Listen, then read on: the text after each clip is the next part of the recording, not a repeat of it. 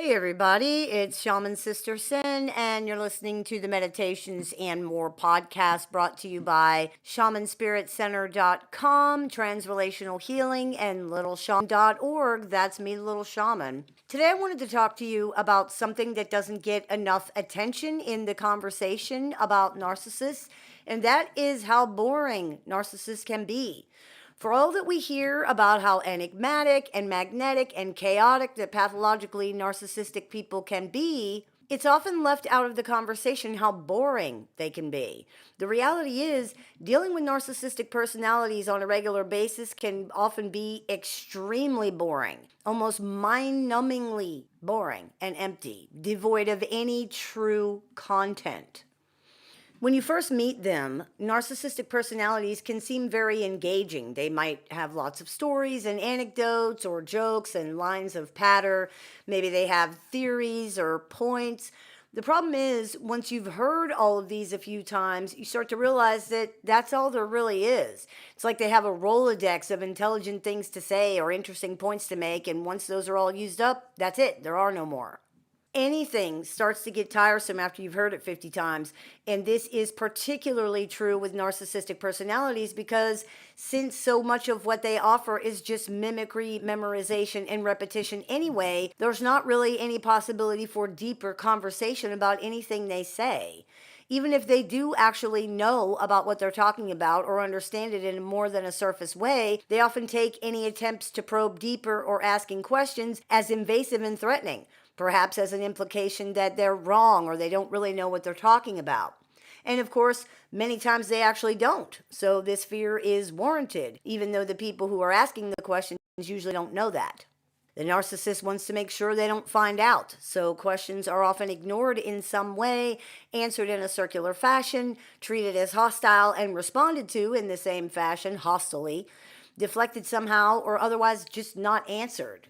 If asking questions or trying to gain a deeper understanding of something is not permitted, conversation can't survive. Couple this with the fact that narcissists tend to respond with hostility to questions and to interest in general because they find it threatening, and conversation not only can't survive, but it often goes horribly wrong.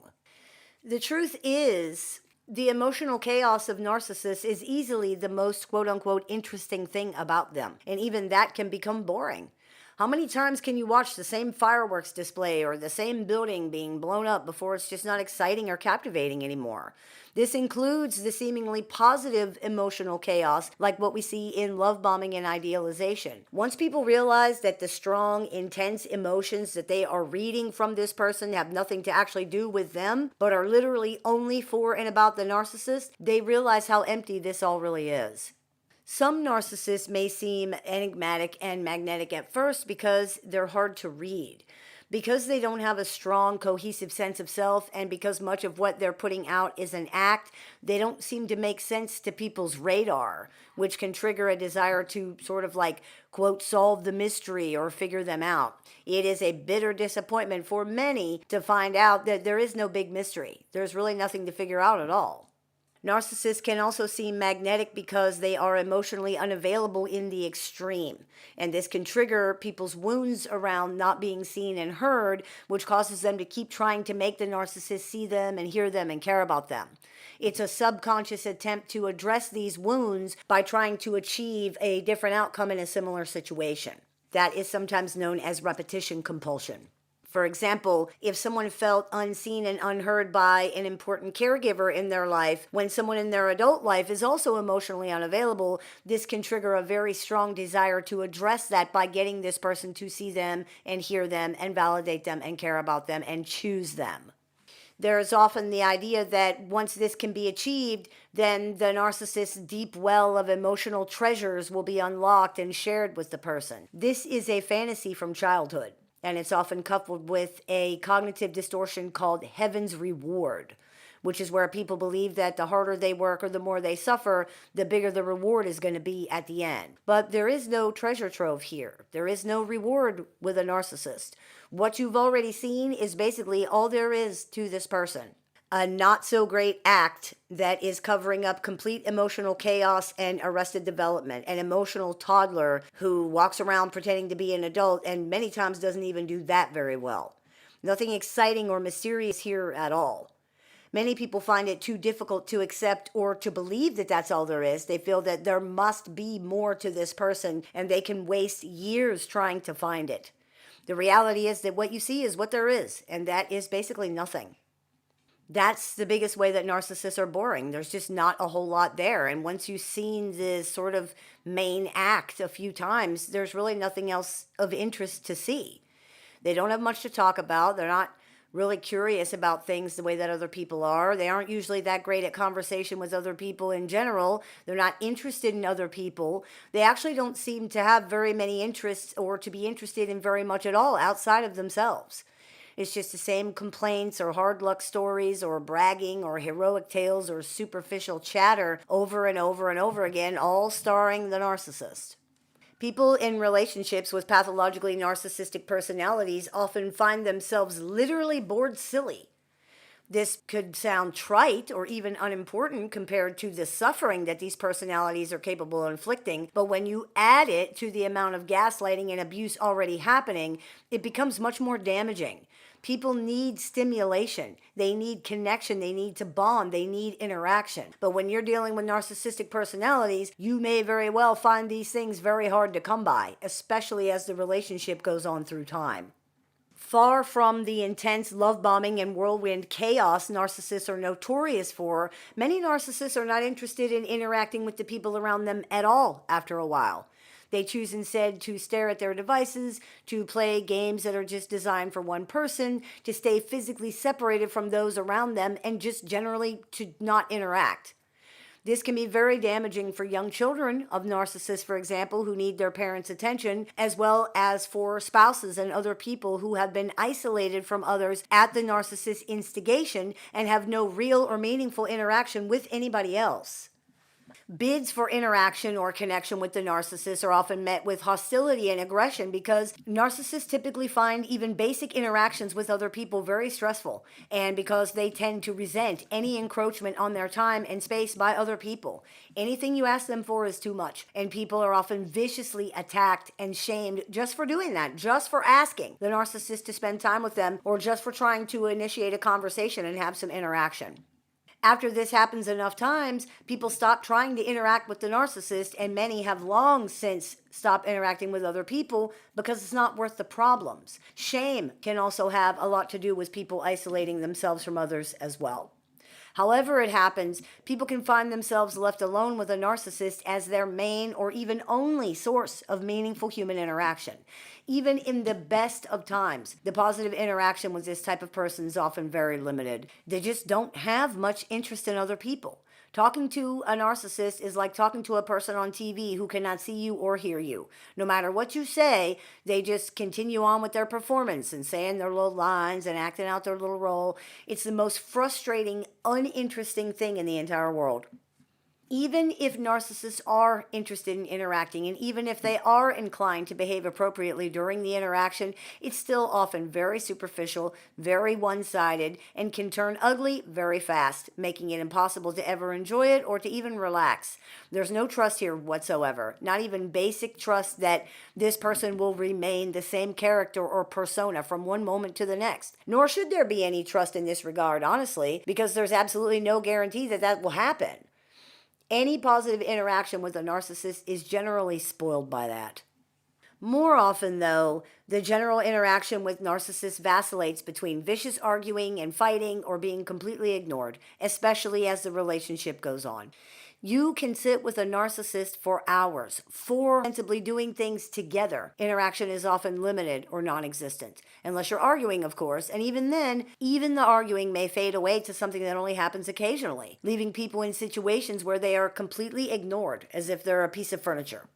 People sometimes say this is because narcissists are not worried about trying to impress people after they've already secured the relationship, and there is truth to that. But it's also because of what we've been saying here. They just don't have very much to offer. They're very, very limited. There's nothing really there for people who are not completely, totally brand new to the relationship or the situation. People who are not brand new to the relationship or to the situation have already seen all the razzle dazzle. They've heard the sizzle. They've smelled the steak. Those things brought them into the restaurant. They sat down. They were told that the steak was available. They ordered it and their order was accepted. Now they want to eat it. The problem is they can't eat it. They can't eat it because it doesn't exist. There is no steak. The sizzle and the smell that drew you in are the closest you are going to get. And when people start wanting to eat the steak, when they start wanting a real relationship from the narcissist, this is where everything falls apart. They can't give you the steak that they offered because there actually isn't one. So they either try to keep you around by promising that it's coming eventually, or they shame and attack you for wanting to eat it. Either way, you don't get it because it doesn't exist and it never did. They have nothing to give you. People sometimes interpret this sizzle and the smell to mean that there had to be a steak. There had to be a steak. I heard it. I smelled it. There has to be one, which means that the narcissist has the ability to produce, but they're just refusing. This is where the belief in the treasure trove and the attempts to convince the narcissist to share their emotional riches that we were just talking about earlier, that's where that comes from. This is false. The implied or perceived appearance of something does not translate into a reality of the thing. A mirage in the desert looks like water, but you can walk until you drop, and that water will never get any closer because it's not really there. It's a combination of factors creating an illusion that there is water, and this is enhanced by our own thirst. We believe, and often continue to believe, that there is a steak, in large part because we're hungry and we want there to be a steak, not because there's any real evidence that there ever was one. Narcissists are aware in their own way that they don't have anything to offer other people. Most of them don't seem to realize how limited they actually are, but they do seem to be aware that a real relationship is not going to work for them. Which doesn't matter anyway because they don't seem to really want one. They find actual intimacy threatening and scary, and the idea of reciprocity is not just frightening to narcissists, but it makes them angry. The idea that they should have to give anything in order to get something triggers an infantile entitlement, probably based in the fact that they don't actually have anything to give and they know that. If people are required to give in order to receive, then narcissists are essentially cut right out of that equation from the jump, which means they can't get anything. They tend to feel that this is unfair somehow, and it makes them angry to be required to do anything. They do, however, need other people in order to function, hence our metaphor about the sizzle and the smell of the steak. They need others to come around and stay around, at least for a little while, and the promise of the steak is how they achieve that. We can see this in the way that they will almost never actually admit that there is no steak, even though they very clearly know that. Instead, they pretend it's coming soon, as soon as you do this and wait for that and jump through this hoop and hop over that hurdle and climb this mountain and swim that river. Or they attack and shame and berate you for wanting to eat it, while at the same time insisting that they really were going to give it to you. At no time do they ever just give you the steak, and at no time do they ever just say there isn't one. They continue this fatal balancing act of pretending it exists and it's attainable, just either not right now or not for you personally. It's the same worn out magic trick over and over and over again. It doesn't take very long at all for this to get really old, and that's why it isn't nearly as effective on people who are not new to the situation. Narcissistic personalities are aware of that to a degree. They can see that it's not as effective any longer. That's why they stop bothering, and you are no longer satisfied with just promises that the aroma. So why waste any effort on you when you have already learned that you're never going to get to eat? If you're dealing with a boring narcissist who suddenly becomes the life of the party or the kindest person in the world or the most helpful elf in the room around other people, try to look past your initial emotional reaction to this and see what there really is to see. You've already heard all of these stories. You've already seen the depth of their, quote, kindness. You already know what strings are attached to their, quote, help. You've seen what this person really has to offer, and the truth is, it's not very much at all. The people they're currently performing for don't know that yet, but you do. Don't let it bother you. It's not worth it because in the end, it's always the same. The traveling circus eventually folds up its tents and waiting for another circus so they can suit up and begin their act again. Same paint, same act, same result every single time. Don't take their failure to try to means their worn out bag of tricks has been exhausted and they can't adapt to that, so they just try to ignore it. Take it as evidence of their inability to actually engage with anybody on even a basic, genuine level, because that's what it is. At the bottom of it, narcissists are all sizzle and no steak. If you're in the situation where this person has become your main or only means of interacting with other humans, there's no other way to say it. This needs to be changed immediately. Humans do not do well in this kind of environment at all. It can cause extreme stress reactions in people. This kind of boredom is oppressive and even dangerous. Find things you can do that interest you, people to talk to. Even just small talk and surface banter can help. Find a therapist, a group, an online community. Go to the park, reconnect with family members or friends if you can do that. Do something. Don't let this person shrink your world down to just them, because you will be in it alone. Their world doesn't include you. I hope this clears a few things up for you. As always, I look forward to your comments, questions, and suggestions, so please keep those coming. I take appointments online, over the phone, via text, via Messenger, and through Skype and Zoom for clients worldwide. So if you're interested in speaking with me one-on-one, you can visit littleshaman.org to do that. I teach workshops, clinics, and seminars multiple times throughout the year. So if you are interested in seeing what we're running this month, you can visit littleshaman.org to do that. I have several books in publication. You can find them on Amazon and littleshaman.org if you would like to get a copy. And if you would like to join our support group with access to exclusive content, weekly support meetings, and more, you can visit littleshaman.org to do that as well. You've been listening to the Meditations and More podcast brought to you by shamanspiritcenter.com, Transrelational Healing, and littleshaman.org. That's me, Little Shaman. May the Great Spirit bless you. Have a beautiful day. Hey everybody, it's Shaman Sister Sin, and you're listening to the Meditations and More podcast brought to you by Transrelational Healing, shamanspiritcenter.com, and littleshaman.org. That's me, Little Shaman. Today, I wanted to talk to you about something that many people might not realize, and that is that for all of their reputation for being confrontational and aggressive, narcissists are often better described as cowards. The definition of coward as a noun is a person who lacks the courage to do or endure dangerous or unpleasant things. As an adjective, the definition is excessively afraid of danger or pain. Narcissists, perhaps more than the majority of people, definitely lack the courage to endure unpleasant things, and to say that they're excessively afraid of danger or pain is an almost laughable understatement. It is beyond excessive, venturing in many cases into paranoid or even delusional. In many ways, these are some of the most terrified people on the planet. Virtually everything narcissists do is an attempt to avoid danger or pain. Now, this is not so different from everybody else in the sense that everybody attempts to avoid these things to some degree. It's a huge part of how the human brain functions. It's basic programming. Your brain is designed to keep you safe. That's why if you put your hand on a hot burner, your brain sends a pain signal to let you know that you need to move your hand. But like so many other things, this normal human programming becomes twisted and distorted and exaggerated beyond all recognition in the pathologically narcissistic personality. How they react to these emotions can vary, but even if the observed reaction seems small, the emotion itself is usually enormous. Where others are annoyed, narcissists are red DEFCON 9 raging. Where others are mildly upset, narcissists are totally hysterical. Where others feel somewhat let down, narcissists are betrayed on an unimaginable level. Where others are cautious, narcissists are utterly terrified.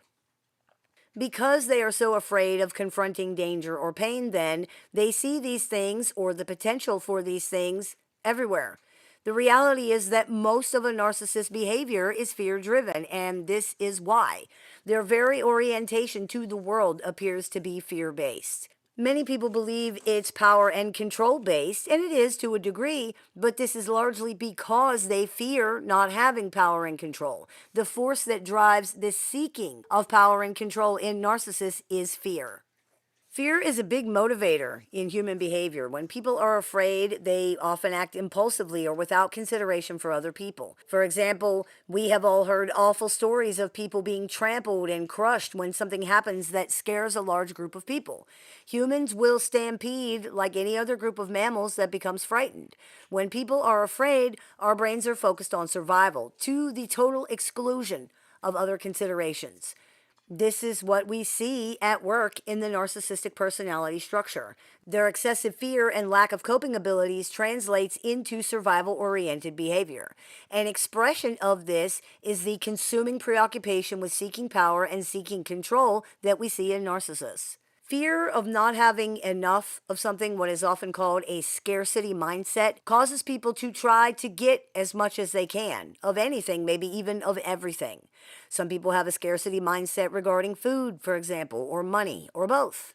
As we discussed in the episode of the show entitled The Narcissistic Harem, a study in pathological resource management, narcissists have a scarcity mindset about a lot of things, but perhaps most important is power and control. Why? Fearing they don't have enough, which means other people can therefore control them.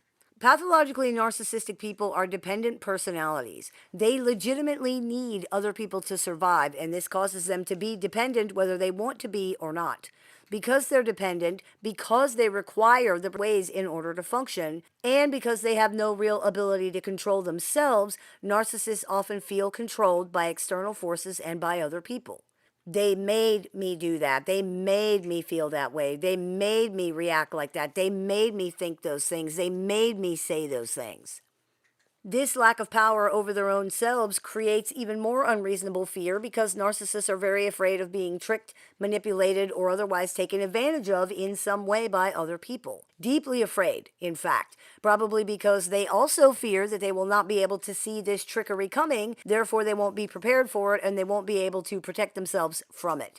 This creates a lot of anxiety in the narcissist inner world because there doesn't seem to ever be a question of if the betrayal or harm is going to come from the other person or the other people, only when. And waiting on that is very difficult. It's very stressful. This is partly what's behind the provocative types of behaviors that you see in many narcissists. They're trying to rid themselves of that anxiety, of that fear, by forcing the situation to happen. Sometimes this will be expressed as immediately jumping to ending the relationship or the situation when you attempt to confront them about something, even something that's small. For narcissists, any wrinkle or flaw is intolerable, and they assume that everybody operates the same way.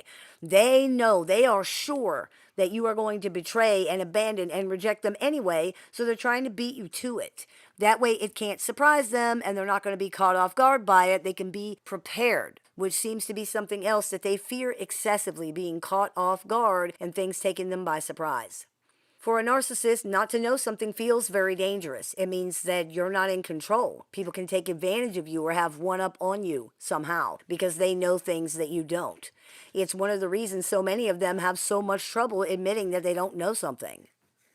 Narcissists are also afraid that if they don't control other people or situations, they're not going to get what they need from either one of these things. They have very limited, finite resources, and because of that, they're afraid to invest these in things that are not going to pay off. Due to that, they attempt to control all situations that they are involved in to a greater or lesser degree, usually a greater one if they can get away with it. Narcissists generally fear other people to a pretty severe degree. They fear that other people are going to control them, to harm them, to change them, to convince them, to brainwash them. They appear to view the world as an inherently scary and unsafe place where every single person in it is out to use them or do them dirty or harm them somehow. They trust no one, drop their guard for no one. If you think about it, this is one of the major struggles in any relationship with any narcissist. They simply do not trust you and they never will. That word is not in their dictionary. It's just not a thing. We can see proof of this in the way that back repairing relationships and so much more. A very good example is how they tend to view manipulating other people. If narcissists are honest, and sometimes they are, many of them will admit to perceiving themselves to be smarter than other people. They often believe that they see things that other people don't see, that they know, quote, the truth about how people really are, this kind of stuff. The truth is, they are usually just seeing their own immorality, paranoia, and distrust reflected back to them by other people. But when it comes to manipulating others, they tend to think that stupid people get what they deserve. If that person could not see through the BS, that's their problem and they get what they get. However, the reality is that manipulating people has nothing to do with intelligence. It requires no intelligence whatsoever on the part of the manipulator, and the level of intelligence on the part of the person being manipulated doesn't matter at all because intelligence has nothing to do with it. The reality is, what narcissists have done in this situation is betrayed that person's trust. Intelligence has nothing to do with that. But this way of looking at it is not going to occur to narcissists because trust as a reality or even as a concept doesn't occur to them. They just look at the situation and think that the other person is an idiot for believing them. Beyond the obvious but unconscious self-loathing that's evident in that mindset, right? Because people are fools for trusting the narcissist or for not seeing that the narcissist is a bad person, etc. That's self-loathing. We can also see that the concept of trust is just not something this person considers or even understands in any way. Because narcissists cannot trust, they cannot relax. They therefore cannot have real relationships with other people. Because if you can't trust somebody, there is no relationship. Probably the biggest thing narcissists are afraid of, though, is themselves. Narcissists fear who they really are, how they really feel, how things really are, how others really see them, how others really feel about them, just the entire actuality of themselves and their lives. This fear, in many ways, drives everything. It's why they create a false self. It's why they lie. It's why they perform. It's why they gaslight. It's why they are at literal war with reality in general. As we discussed in the episode of the show that has the same name, narcissists are at war with reality. Reality itself is an aggression to narcissists. They find it offensive, upsetting, triggering, hurtful. It angers them, it demeans them, it exposes them, not just to other people, but to themselves. And that is worst of all. The real audience for the act that narcissists are putting on is not other people. Other people are the props that narcissists use to make the act more believable to the real audience, the only audience that actually matters, themselves. It is a performance of one, for one, by one. Everything narcissists do is an exercise in trying to make sure that they avoid confrontation with reality. That's what all of it is about. The lying, the manipulation, the gaslighting, everything.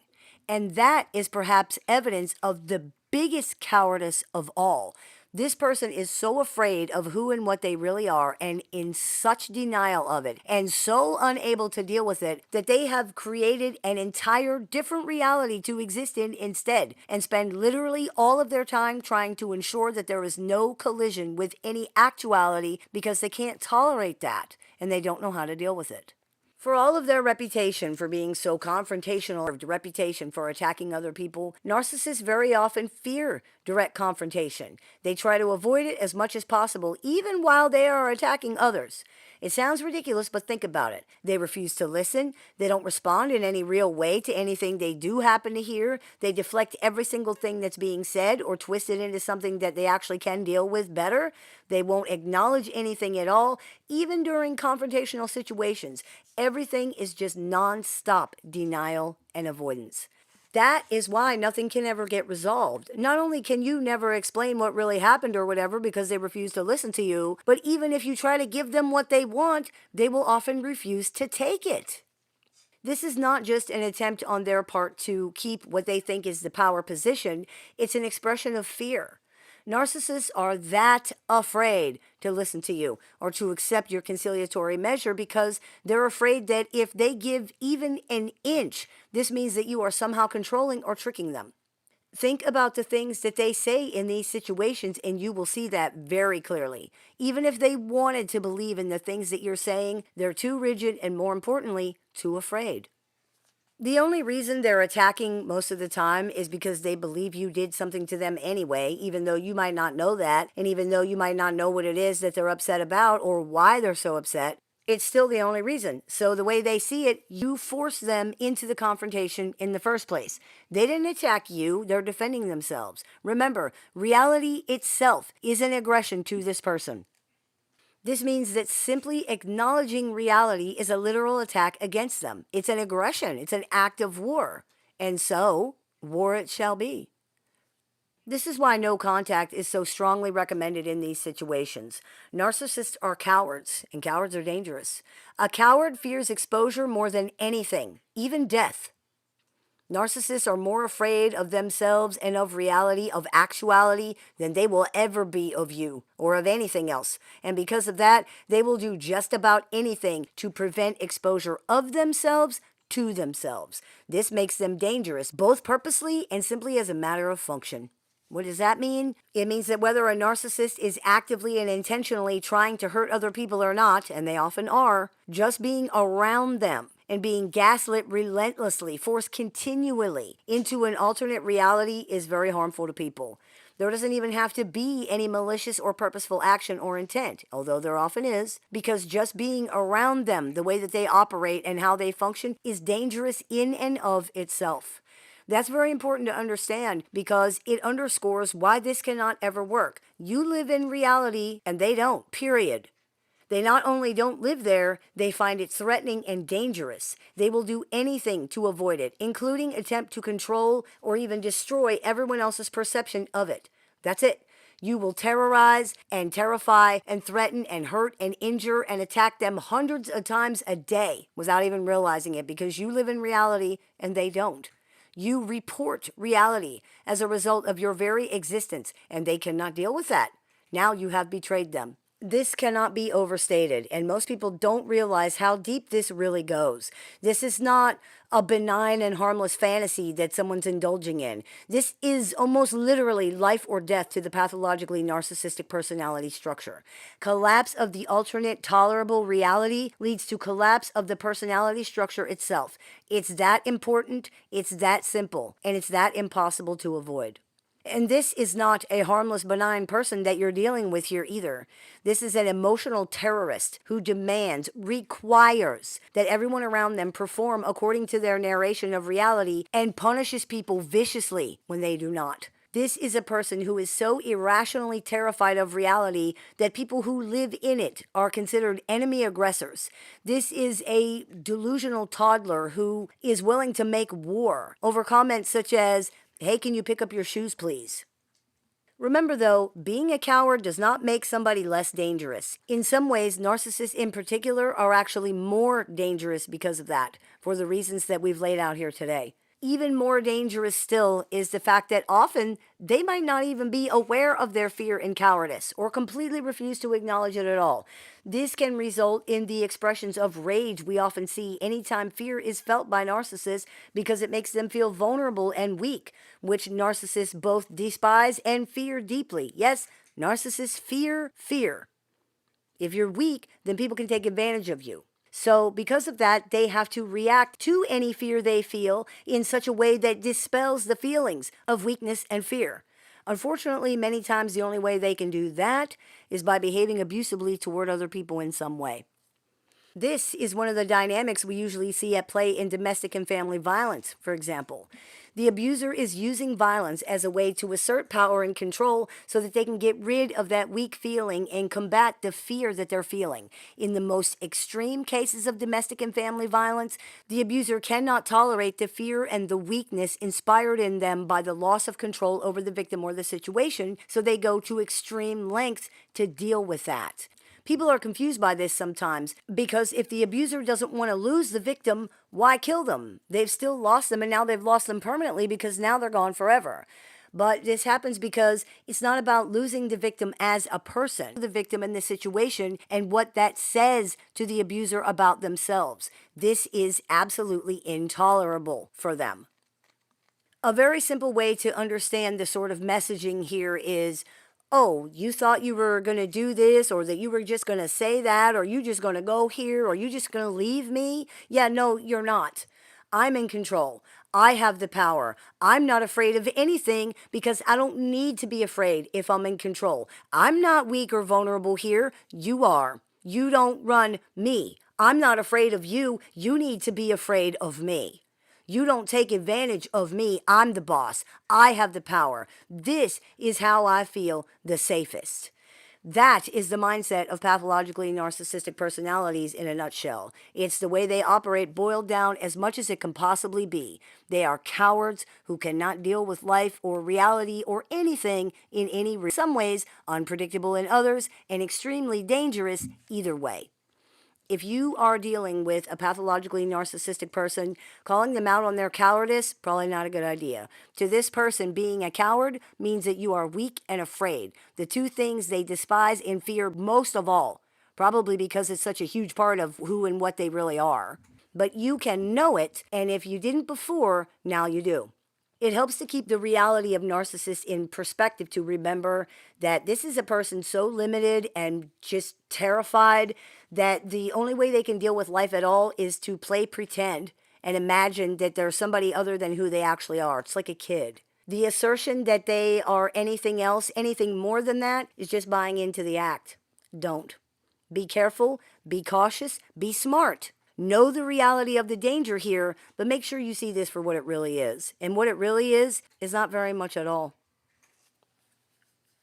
I hope that clears a few things up for you. As always, I look forward to your comments, questions, and suggestions, so please keep those coming. I take appointments online, over the phone, via text, via messenger, via email, through Zoom, and through Skype for clients worldwide. So if you're interested in speaking with me one-on-one, you can visit littleshaman.org to do that. I teach workshops, seminars, classes, courses, and clinics throughout the year. So if you are interested in seeing what we're running this month, you can visit littleshaman.org to do that. I have several books in publication that you can find on Amazon and littleshaman.org. And if you are interested in joining our support group with access to exclusive content, weekly support meetings, and more, you can visit littleshaman.org to do that as well. Hey everybody, it's Shaman Sister Sin, and you're listening to the Meditations and More podcast brought to you by littleshaman.org. That's me, Little Shaman. Just wanted to remind everybody that Transrelational Healing is available on Amazon and on littleshaman.org, so you can get your copy today. Today I wanted to talk to you about something that is unfortunately very common when dealing with narcissists, and that is the toxic hope that people hang on to that the relationship or the situation will somehow get better. We call it toxic hope because it isn't really hope at all. It has crossed the threshold into a refusal to accept the situation as it is. It has crossed the threshold into denial. Humans need hope, but there does come a point where having hope just makes no sense. There comes a point where having hope is not only painful and damaging, it's just not even reasonable. It's not realistic. It's hard to believe that there are people who don't change or grow. It's hard to believe that there are people who don't care. They just really do not care. It's hard to believe that people can create all of these problems and issues in other people's lives, even in their own lives, and not just refuse to do anything about them. They don't even see it. It's hard to accept that someone can say they care about you and even seem to care about you at times, but still not do anything to try to change behavior or mindsets that have destroyed relationships and caused you and others and even themselves so much harm and so much pain. Unfortunately, it doesn't matter how hard these things are to believe or to understand because sometimes they're true. That means we have to believe them and we have to understand the reality of them because if we don't, then at a point, we're only going to be hurting ourselves. This is the case with pathologically narcissistic personalities. Yes, narcissists can be very good at presenting themselves as something they're not, especially at first and for short periods of time. But at a point, we know what they are. At the very least, we know what they're not, that they're not what they claim to be. It's true that accepting how and what they really are is not easy. But if we can't do that, we're going to keep expecting things from them that they are not willing or perhaps even capable of giving and doing. The hard truth is that there is no hope with narcissists. There's no hope that things are going to improve. There's no hope that things are going to change. They don't see a problem with how they are. They don't see any connection between their behavior or mindsets and the problems that follow them everywhere for their entire lives, and they don't think they should have to do anything. That's the disorder, period, point blank. Even when narcissists admit and acknowledge that they have problems or that they're causing problems, because despite what people constantly claim to the contrary, some narcissists will actually do that sometimes, particularly vulnerable covert narcissists. It's one of the reasons they're so dangerous. But even when this happens, they still don't think this is something that they need to address in any way. They don't think they need to do anything about anything. Everything is still just everybody else's fault and everybody else's problem to deal with. The reality is that you can threaten them with no contact and ending the relationship or losing their job or whatever, some other adverse consequence. You can drag them to family or marriage counseling. You can convince them to take medication. You can force them into one-on-one. You can do whatever you can do, and still none of it will matter if they refuse to see the problem and or refuse to do the work. And they refuse. This is part of what qualifies them to be called narcissists. It's how the disorder works. It's the reason the prognosis for pathologically narcissistic personalities is so poor. You just cannot do anything with someone who refuses. It's that simple and it's that final. There are many people who, at least for a little while, just refuse to accept that there's nothing they can do in these situations. Now, this often looks like hope or love, and those things can be involved too, for sure, but it's actually very often an ego conflict where the person's ego refuses to accept that they're not going to be able to fix the problem and are therefore not going to be able to get what they want. The human ego hates feeling defeated. It hates feeling dismissed. It hates being told that it's not powerful enough or important enough or special enough or whatever enough to create or otherwise to get what it wants. It will rage against these things to try to avoid them, to try to ignore them, try to get around them, try to deny them. In some ways, that's all relationships with narcissists are. The constant battle of their ego interacting with somebody else's ego. They want what they want, you want what you want, and in each their own way, both people are trying to get these things by controlling the other person. It doesn't work, and it never ends. It doesn't matter that, well, if the narcissists weren't the way they were, then it wouldn't be going like this, because that is how they are and that is how it's going. It doesn't even matter that all you want are just the basic things from an adult relationship with another grown-up human being. The narcissist cannot give them to you, and the ego needs to accept that it has been defeated here. It's not going to get what it wants from this person or from this situation. That's it, game over. If the ego cannot accept that, it's just going to keep trying to find ways to get those things and keep being hurt and disappointed and angry when it doesn't. This is one of the reasons the whole idea of, well, I'm educated enough or I'm healed enough or I'm whatever enough that I can manage this person or this relationship now is such a dangerous, slippery slope. The reality is that this is a story the ego has come up with to convince itself and you that there's still somehow a chance to get what you want. That's why we say if you're thinking you're healed enough or educated enough to be able to handle the relationship, you're actually probably not either one of those things. If you were, you would see that what you're trying to do not only isn't going to work, it doesn't even make any sense. And sadly, people are invariably disappointed and hurt in this type of situation because despite whatever they say to the contrary, what they really want is what they've wanted all along, and they still can't get it. Even though they are educated and healed and they understand the dynamics and whatever else, they just keep running into that same brick wall every single time. This is not going to change because the road that they're on is a dead end. There's nowhere else to go. The ego needs to learn to accept that and to get past it. Otherwise, it's sentencing itself and you to a very hard time for no real reason because it can't do anything to change the situation. With narcissists, you only ever win battles. You never win. Even the battles you win, it's like starting all over again every single time. It's like the old trench warfare. They're in a trench on one side, you're in a trench on the other side. Sometimes you force them one trench back and then you occupy their main trench for a while, and then sometimes they force you back and occupy your main trench for a while, but nobody ever actually advances. It doesn't get anywhere. It's just furious battles and endless energy spent hopping back and forth within the same 20 feet of space forever. Unfortunately, people are often so focused on the battle and getting into that other trench that they don't realize it's the same one every single time, and they never get any further than that no matter how hard they try. Realize it now. Step back and really look at the situation. See it for what it is and accept what you see. There really is no other choice in the end because reality will not be denied. It will continue to assert itself over and over again until you see. The reality here is when you're dealing with a pathologically narcissistic personality, you are at war, whether you realize that or not. It's a pointless war that you don't need to fight, that you're never going to win, and you're only fighting it because you didn't know that. Get out of the trenches. There are better ways to live. I hope that clears a few things up for you. As always, I look forward to your comments, questions, and suggestions, so please keep those coming. If you've been struggling through dealing with or recovering from an unhealthy relationship with a narcissist or other toxic personality, the Little Shaman has a catalog of over 500 YouTube videos designed to support your journey from discovery to recovery. You can also find additional resources on the Little Shaman website, including tools, courses, workshops, a support group with weekly meetings, and one-on-one appointments with the Little Shaman that are open to clients worldwide. There's even an AI chatbot built and trained exclusively by the Little Shaman using her work that can answer questions 24 hours a day, 7 days a week. For more information, visit littleshaman.org. You can listen to the Little Shaman wherever you find your favorite podcasts.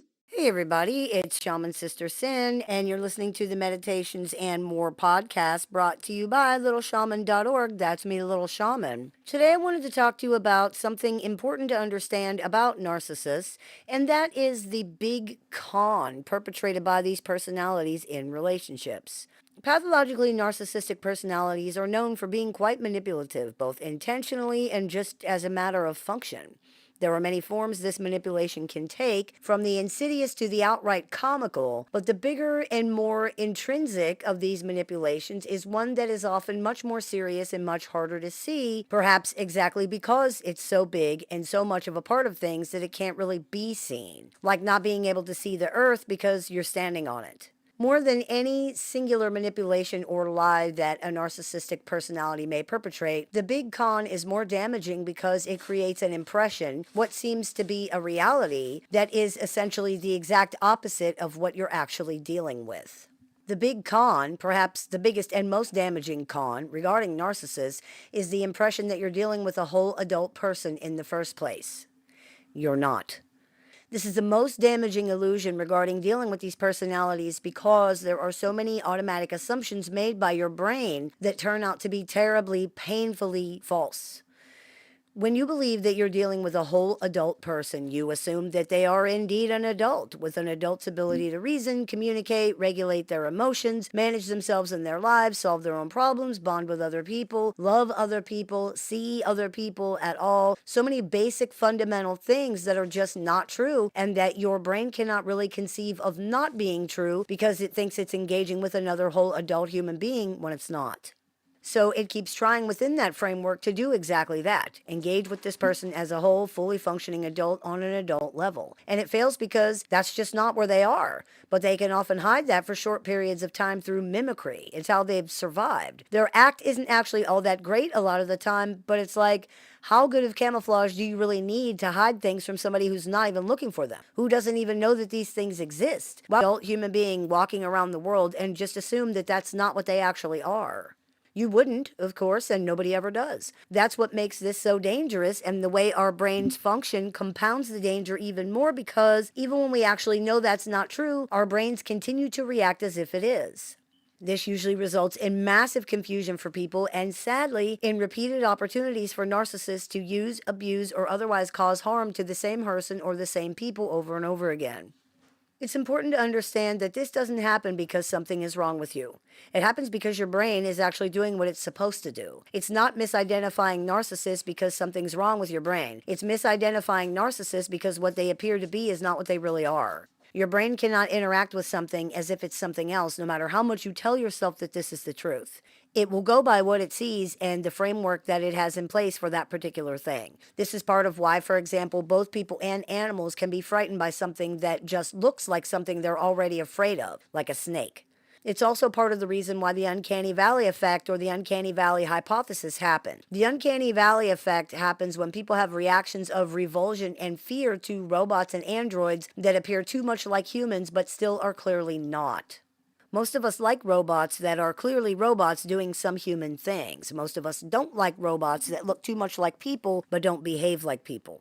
The theory is that these robots trigger recognition in the brain that they actually are a person, but they don't behave or move like one and things like that. They don't feel like a human being to us, in other words. So this confuses our brain and results in these negative reactions. We see this reaction in people to dolls sometimes. For example, if their eyes are too lifelike, too much like a person's eyes. Interestingly, as the human resemblance increases, this can change. The more truly human-like the robot or android seems, the more the affected person's negative feelings might change. It may be that the more human-like the robot appears, the more we judge it by human standards, and if it cannot convincingly move or behave like a human, it triggers the same negative feelings that a real person would trigger if they were behaving like a robot, or in some way that doesn't apply to the brain's existing framework for how human beings are supposed to behave. The brain then is perhaps no longer identifying the robot as a robot, but as a person who does not seem or feel normal to the brain and is therefore considered creepy or scary. This results in a dip, a valley of negative reactions between two positive spheres of reaction for which the effect is named.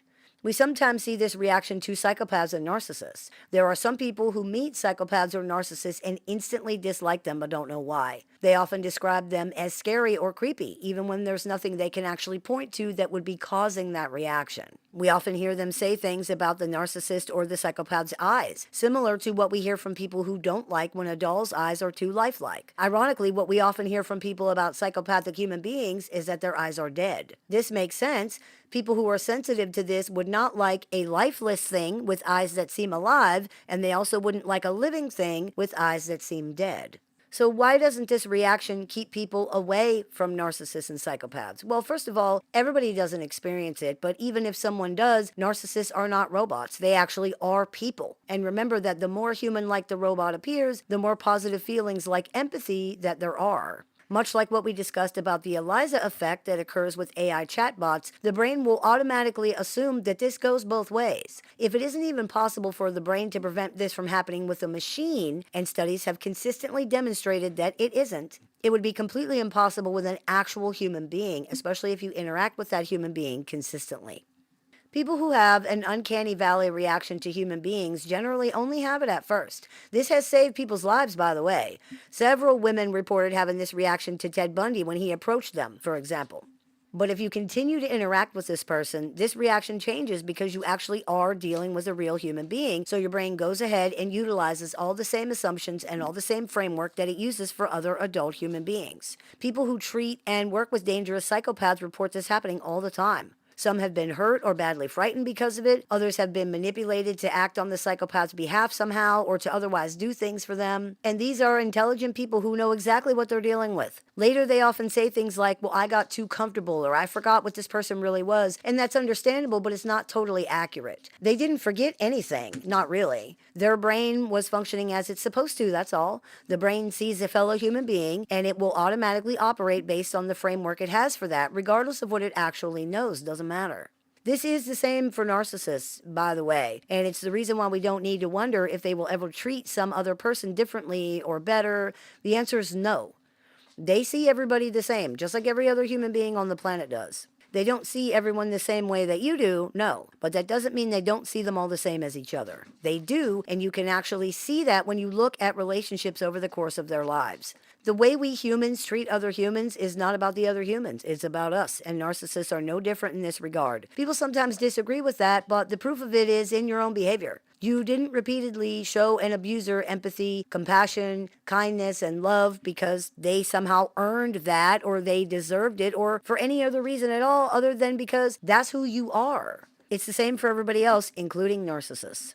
They claim that their behavior is controlled and caused by other people, but so what? They claim all kinds of stuff is not true. This is just one more of those things. When we look at their behavior, we can see that they have choices, and because of that, we can objectively conclude that they're not being controlled by anybody. They chose that behavior, and they can keep the responsibility for it, whether they agree with that or not. Don't let this responsibility be passed to you. They chose the behavior. They had a choice, and that's what they picked.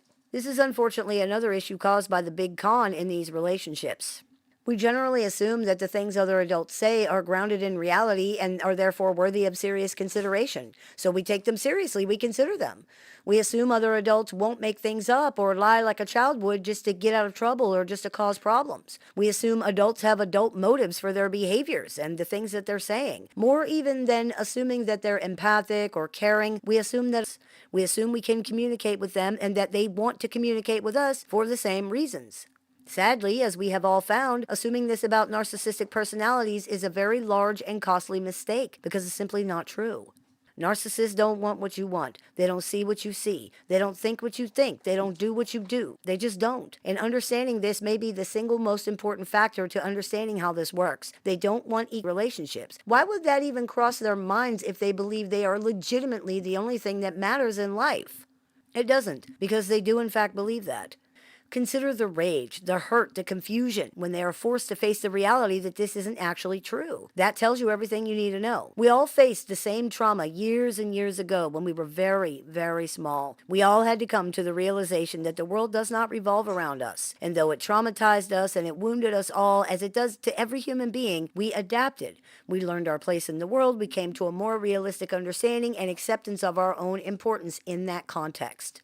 This does not seem to have happened for pathologically narcissistic personalities, or it didn't happen correctly, and they face that same terrible time they are forced to face the reality that they really are not the only people who matter. This, more than anything, speaks to how arrested these personalities really are. This is something that happened for most of the rest of us before we were even old enough to remember, and they're still dealing with it every hour of every day. This is not a person who can understand that other people matter. This is not a person who understands that they don't understand that. This is not even a person who can be told that they don't understand that. They have no framework through which to understand what they're being told. Of course they understand other people exist. Don't they see you standing in front of them?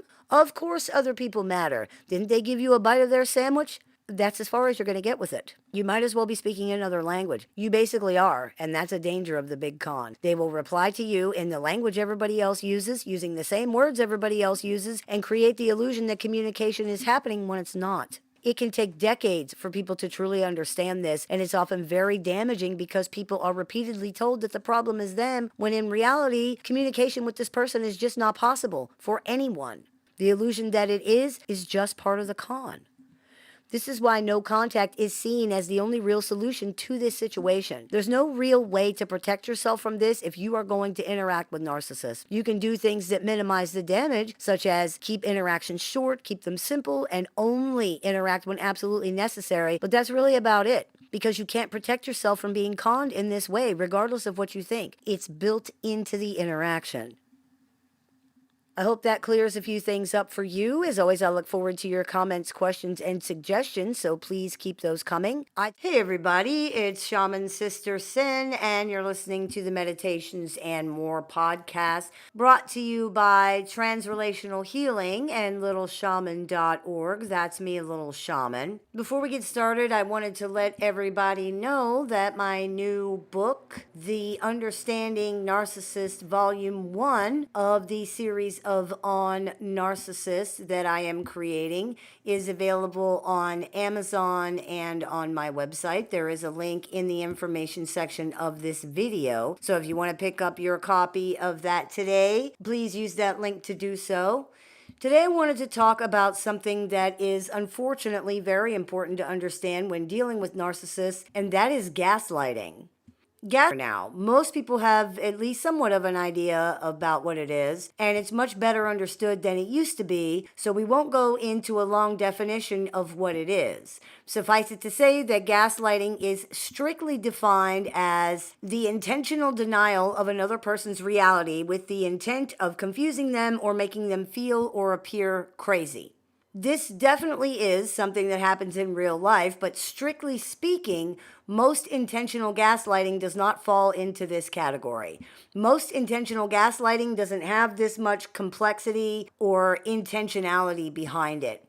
It's really just a very primitive form of lying, where someone is not even able to come up with some kind of convincing story or whatever, so they simply deny things outright because they don't want to face consequences for whatever it is that they've done, or to take responsibility for whatever it is that they've said, etc. It's definitely intentional, but the goal isn't as thought out or malevolent as the definition of gaslighting generally requires. Gaslighting can occur in any situation with any kind of person, but it's extremely common with narcissists. When dealing with narcissistic personality specifically, there is also a phenomenon that we could call unintentional, is where the narcissist is denying, reframing, or misconstruing things happened. We call it unintentional because it's not necessarily being done on purpose, but it's still gaslighting in the sense that the effect on the victim is still the same. Narcissists don't live in the same reality that everybody else lives in. They really don't. Their perception is legitimately affected and distorted, often extremely affected and distorted. They generally don't see things or people the way that they actually are, including themselves. They generally don't experience things the way they actually happen. They're not listening. They don't pay attention. They can't understand what other people are saying, nor can they see beyond their own feelings and conclusions to understand anything else. This is a person who truly does not see things the way that you do. And this is much, much more than just a difference of perspective or looking at the same things differently. They genuinely do not see what other people see. They genuinely do not experience what other people experience. They genuinely don't think what other people think. They don't come to the conclusions that other people come to. Because of this, gaslighting from narcissists is just intentional lying and denying. It is a completely immersive experience where someone is consistently and relentlessly inundated with information that does not match their lived experience. This is not just someone lying and denying or making up things that drive you crazy. As horrible as that is going on at the same time too, when you're dealing with a pathologically narcissistic personality, you're dealing with someone who is not having the same lived experience that you are having, even when you're both existing in the same place together. This means there is never a break from the effects of gaslighting because this person genuinely believes things are happening differently than you do and is asserting this different reality into the situation nonstop.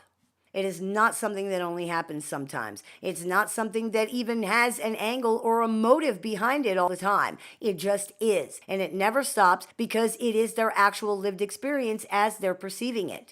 The damage and confusion that this ever-present assault on reality can inflict on people really cannot be overstated. It probably can't even be adequately explained in a way that people who have not experienced it can really understand.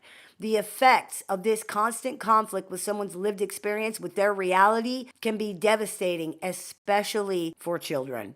It can leave people completely confused and unsure about what is actually happening. Even strong people who are very grounded in reality can be affected eventually.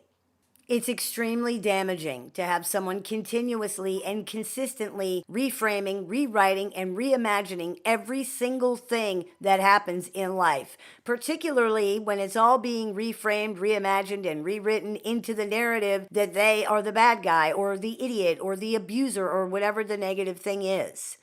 This is something that differentiates narcissistic abuse from other kinds of abuse. It differentiates narcissistic gaslighting from other people. Narcissistic abuse isn't just whatever kind of abuse that happens to be perpetuated by narcissists. Narcissistic abuse refers to the type of abuse being perpetuated, not who it's being perpetuated by. Their literal sense of self is being attacked and abused. Victims of narcissistic abuse are consistently, relentlessly told that they are interacted with and reacted to as if they are someone other than themselves, as if they are somebody that they're not. They are constantly told that they think, feel, believe, do, and say things that they don't. No amount of denial, explaining, or proof changes that. Whether positive or negative, victims are never seen for who they are at any time. And the reality that the narcissist is continually asserting about the victim does not match objective actuality or lived experience in any way. This is the type of gaslighting that victims of narcissistic abuse are subjected to. It is a relentless assault on their reality, personhood, and sense of self that literally never stops because they're dealing with someone who has a flexible relationship with the truth, to put it lightly, and who, even when they're not consciously lying, cannot seem to perceive things accurately anyway. It's just not a sustainable situation in any way. It really isn't. This person is simply not living in the same reality that you are, and this does not change, which means it never stops. When we say it never stops, that's not a metaphor, it's not hyperbole. It is the literal reality. Dealing with a narcissist is dealing with someone who is perceiving and understanding virtually everything that happens completely differently than you are, to the degree that they may even believe things happened when they did not. In this sense, and you cannot have any kind of relationship or even a conversation with someone who's in a different reality than you are. That is the biggest serious this situation really is. Even if the narcissistic personality were not constantly trying to punish others, to control others, and to force their own negative feelings onto those in their environment, which they are, the situation is still not sustainable because this person cannot see or understand things and people as they really are, and this is not something that can be overcome or worked around somehow. Reality has to mean something. Otherwise, it's like living in a cartoon where normal laws of reason, logic, and physics just don't apply. But beyond that, even, it is dehumanizing to never be seen for who you are, to never matter in any way, for someone to refuse to allow you to have your own thoughts, feelings, and beliefs, for someone to continuously force words into your mouth, for someone to tell you who you are, what you think, what you feel, what you said, what you meant, what you believe, and then to be called a liar, laughed at, scorned, dismissed, ignored, attacked, and whatever else the narcissist does every single time you try to assert these things for yourself. Even if a narcissist never succeeds in convincing the victim that they in fact are a bad person, the pain and stress of constantly trying to be seen and heard, of constantly trying to defend yourself against utter nonsense for no reason beyond some idea in somebody's head, of constantly trying to anticipate how and by what this person will get hurt or insulted or offended, all of these things get to anybody eventually, and it doesn't usually take very long in most situations due to the intensity and the continuous nature of the gaslighting here. Even if someone is never convinced that they're a bad person, they eventually get exhausted by the situation and they become tired of being treated this way. A considerate, decent person cannot stand up against this anyway because by default, they will make serious attempts to understand where the narcissist is coming from, as if the narcissist's delusional criticisms or accusations are valid somehow. They will consider the narcissist's point of view. They will attach importance to the narcissist's words and perceptions. They will, in short, attempt to deal with the narcissist the way they would deal with any other rational adult. The problem is, the narcissist is not a rational adult. The things they are saying in these situations legitimately don't deserve any consideration at all. What is not just complete and utter bullshit being senselessly spewed out by a person who has more feelings than sense is the truly misbegotten, misconstrued, misunderstood perceptions and conclusions of a person with a severe, untreated mental health problem. There's no reason to give these things any weight, consideration, or importance whatsoever, unless, of course, they're threats. Many narcissists will even say things to that effect afterward. They may completely dismiss the things that they've said or done as venting or as just things that happened because they were upset. And this is, of course, more gaslighting.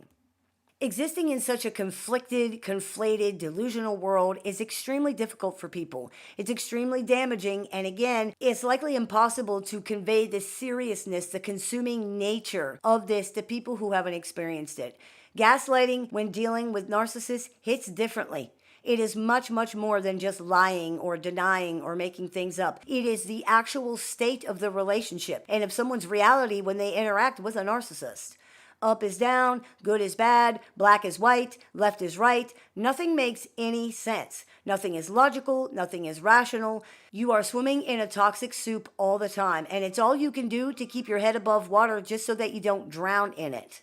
What's even worse, and if anyone hasn't ever dealt with this, they're probably thinking, how could it get worse than this? But it does. Is that the entire time this is happening, many narcissists will claim that you are gaslighting them.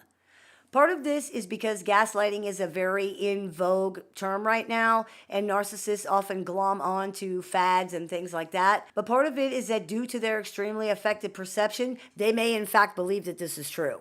After all, what is gaslighting? It's intentionally and maliciously telling someone that their version of reality is false or incorrect so that you can manipulate or otherwise gain the upper hand in the situation somehow. And isn't that exactly what they believe they are experiencing according to their perception? Isn't that exactly what so many of them believe is happening to them? Isn't that the entire reason you can't just correct them over small things and everybody just move on with their lives?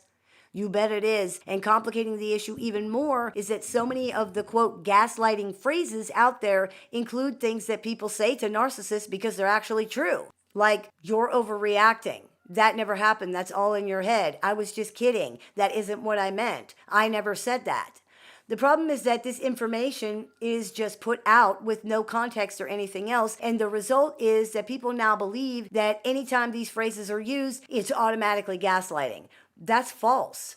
For it to be gaslighting, these things have to be, at the very least, false. They have to be not true. If they're not, it's not gaslighting. For example, it isn't gaslighting to tell someone that you never said something if you really did not. It isn't gaslighting to tell someone you were just kidding if you really were. Narcissists seeing these things are able to use them to further gaslight victims into believing that they are the bad guy, they are the abuser, they are the crazy one. It is especially damaging when accusations of gaslighting are used to gaslight victims in this way. Now try wrapping your brain around that. It happens a lot with covert narcissists, but the claim of being constantly offended or constantly having hurt feelings can occur with any kind of narcissist or toxic personality. When someone constantly claims to be hurt, offended, insulted, or otherwise harmed, even by things that are innocent or even kind, that have been twisted out of proportion into something bad, it is absolutely within the realm of possibility that they might be told, you're being too sensitive or you're overreacting, because they are. They are being too sensitive. They are overreacting. When the toxic personality can then turn around and say that they've now been doubly harmed because the victim used a certain phrase, and this automatically proves that the toxic personality is being horribly abused, this effectively destroys the victim's ability to defend themselves, and perhaps even more damaging, it shuts down their ability to reality test. Because if they look it up, they will see that these are considered abusive things to say. Victims are left with nothing they can say or do to assert reality at all, because any assertion of reality can be called gaslighting, and anything outside of asserting reality can be taken as agreeing with the narcissist that the victim is the problem, which is an even worse option. Narcissists can be gullible, and they are often afflicted by a sort of like a tunnel vision. So seeing these phrases repeatedly listed as, quote, abusive with little to no context whatsoever only reinforces to them that anyone saying these things is mistreating them. And now they have proof. So God help you. People in relationships with narcissists are offered what is in effect a Hobson's choice. This is a scenario in which multiple choices appear to be being offered, but there really is only a single thing being given. Such as the situation we just described, where if you agree with me, you're bad, but if you don't agree with me, you're also bad. And in a broader context, narcissists appear to offer multiple things that they can be or do, but it's an illusion. As Father Merrin said in The Exorcist, there is only one.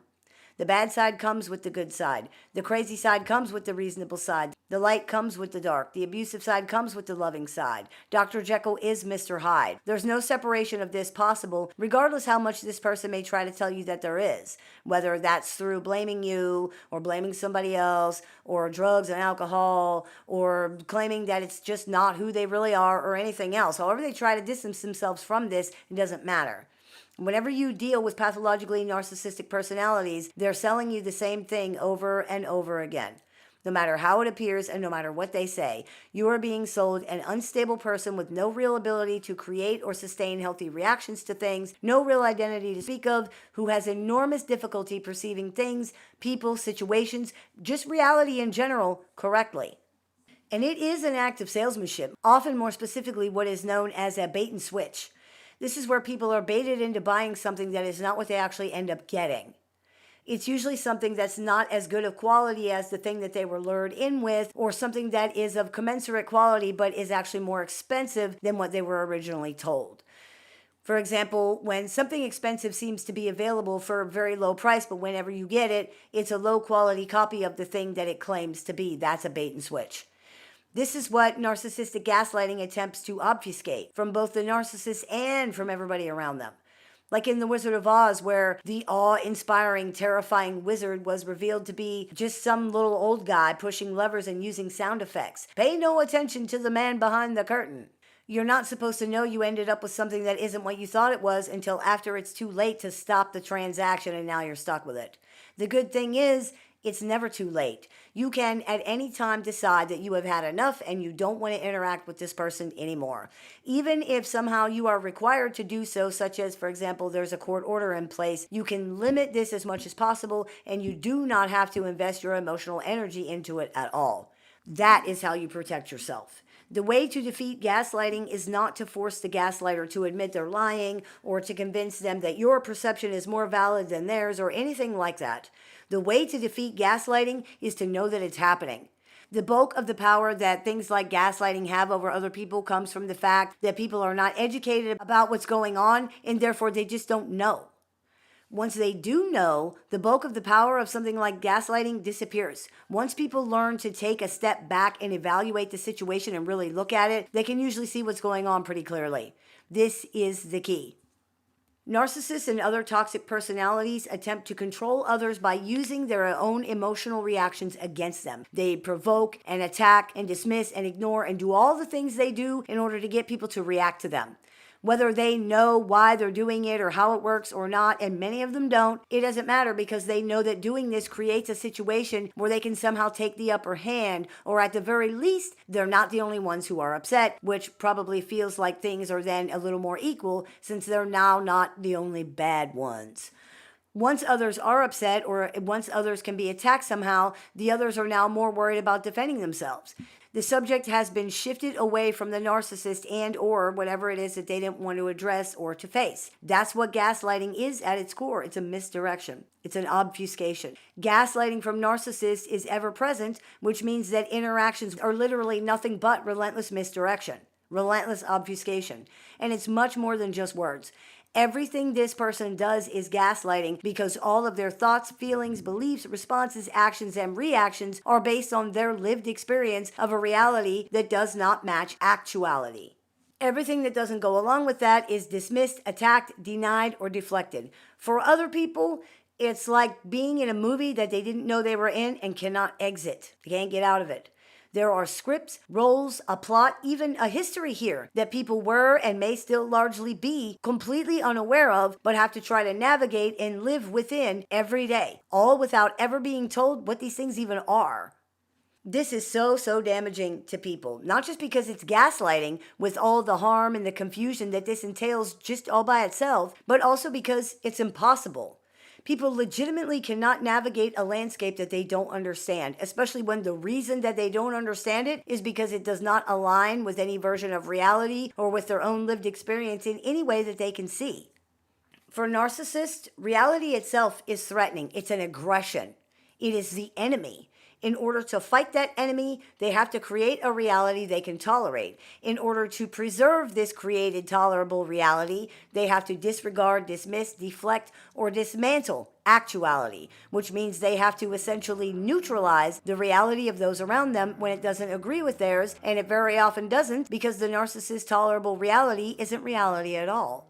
It's a childish fantasy in which they and everyone around them become something other than what they truly are. For most people, when they engage in a fantasy, it's harmless. When reality intrudes on that fantasy and exposes it as a fantasy, this is disappointing or it's sad, but it's usually not that big of a deal. For narcissists, it's life-threatening. When faced with the reality of who and what they really are, what everything really is, narcissists cannot tolerate that. They rage against it. They attempt to avoid it, deny it, or even destroy it in order to keep from having to face and accept it. Gaslighting in narcissistic relationships is one of the ways they attempt to prevent that from happening. You didn't see what you think you saw. You didn't hear what you think you heard. That can't be allowed to be true, because if it is, then the tolerable reality is false. And if the tolerable reality is false, the only option left is an intolerable, aggressive, threatening, humiliating, shameful existence where not only are they not special and amazing and superior and exempt and whatever else, they're actually not that good of a person at all. Many narcissists have done some really terrible things, and if they lose their fantasy, if they lose their ability to avoid, deny, or justify that behavior. This cannot be allowed to happen. Unlike non-narcissistic people who would be able to adjust to this, narcissists cannot. The result? Assimilation by force into the narcissist's tolerable reality where, more often than not, you are a villain somehow. When the narcissist remains a victim, for example, they remain blameless, they remain justified, and they cannot be held accountable for anything. Facing reality would force them to accept that that's false, that they are responsible for things, that they are to blame for things, that their behavior is not justified, and that they are accountable for their actions. You can see why this is not just unappealing, but actually extremely threatening to many, many pathologically narcissistic personalities. It doesn't matter if you agree with their reality or not either, because if you're dealing with them, if you're around them, you will be forcefully assimilated into it, whether you want to be assimilated or not. They will behave as if their reality is actuality, no matter how much conflicts with others that this creates, and generally it creates a lot. Just remember that their conflict isn't really with you or with any other person. Not really. It's with reality. Narcissists are at war with reality. You have taken reality's side over theirs. Now you are the enemy too. Even if you only injected reality into the situation by accident, which you will do repeatedly because you don't live in their reality. It doesn't even matter if it's an accident or not. You did it, and now it's been done. It isn't enough either just to hold space for their distorted perception or just to try to understand that or to say that you get why they believe this, etc., etc. You must agree that their perception is not just the true perception, but the only perception. It must become your lived experience. Anything less is a betrayal of the worst kind on the deepest level imaginable. You see, the narcissist fantasy doesn't work without the cooperation of literally everybody around them. And when other people won't willingly offer their cooperation, they will be tricked, threatened, manipulated, or otherwise forced into providing that. This is where gaslighting comes in, both intentional and unintentional. As you can see, gaslighting from narcissists is much, much more than using words to deny things or confuse other people or make things up. It is the entire environment around these personalities. It's the entire foundation of the relationship, and it does not stop until you are away from them. And while you can defeat much of the power of gaslighting by knowing that it's happening and being cognizant of your reality, your reactions, and just your stuff in general, this doesn't prevent it from affecting you in some ways. It's like being in a room with poison gas. Knowing there's poison gas in the room is imperative. It's very important to understand what's going on and how it's affecting you. However, knowing it's there does not protect you if you continue to be exposed to it. It can still hurt you even knowing that it's there. You have to get out of the room and away from the gas. It's the same with this. There is no successful or even safe way to deal with someone who lives in a completely different reality than you do. If you think about your interactions with the narcissist that you've known, their interactions with other people, the way that they perceive things, their reactions, their mindsets, you will see that this is true. They legitimately don't have the same lived experience that you are having in the same situations. It's just not a thing. Therefore, there is no way to create a shared reality or to even communicate with this person successfully. It's like trying to describe the color blue to a person who's been blind their entire life. It can't be done. The only thing that can be done is to realize what this is and move on in whatever way is feasible for you. I hope that clears a few things up for you. As always, hey everybody, it's Shaman Sister Sin, and you're listening to the Meditations and More podcast, brought to you by shamanspiritcenter.com and Transrelational Healing, as well as littleshaman.org. That's me, the Little Shaman. Before we get started, I wanted to let you know that the 2-day virtual narcissistic abuse recovery clinic is being held June 29th and 30th. So if you are interested in attending, you can visit littleshaman.org to do that. We'll be covering things such as how to create boundaries, how to recognize and address trauma bonds, getting to know yourself after abuse, regaining your sense of agency, and much more. So hope to see you there. Today I wanted to talk to you about something that lots of people might not realize because it can seem contrary to how so many narcissists present themselves. It's probably actually one of the biggest sources of your conflicts with narcissists, and you might not even know it because it can be hard to see, especially at first. Narcissists are fragile. By fragile in this context, we mean easily hurt, damaged, or broken. The definition flimsy and insubstantial also applies to narcissists in the sense of their identity. Anyone who has dealt with a narcissist can attest to how fragile they are, regardless of how they react, whether it's with cold silence or a white-hot explosion or anything else in between. You can see it if you look. Everything hurts their feelings. Everything triggers them. Everything insults them. Everything offends them. Though they commonly weaponize their constantly offended or constantly hurt feelings in order to manipulate, harm, and bully other people, the hurt and offended feelings themselves do seem to be genuine in many situations, in the sense that they actually do seem to be real. How these are expressed, or even if they are acknowledged, might vary, but the feelings themselves seem legit. This is a big part of why narcissists are so defensive. As we discussed in the episode of the show entitled Narcissists Are Cowards, narcissistic personalities harbor deep and ever-present fear. A large amount of that ever-present fear has to do with this core fragility. Imagine if you had a very on an end table in your living room. You would be hyper aware of any threat or even any movement near that sculpture for fear that it's going to get damaged or that it will be broken somehow. Now imagine that that sculpture was something that your life and your well-being depended upon. You would be extremely hypervigilant about anything happening even roughly, approximately in the same area as the sculpture, let alone anything that actually touched it. That sculpture is the narcissist's ego. It's their feelings, their identity, their sense of reality, their narrative. Everything about them is very fragile, and they are almost delusionally defensive in order to make sure that nothing causes any damage to any of these things, because that legitimately is a catastrophe for them.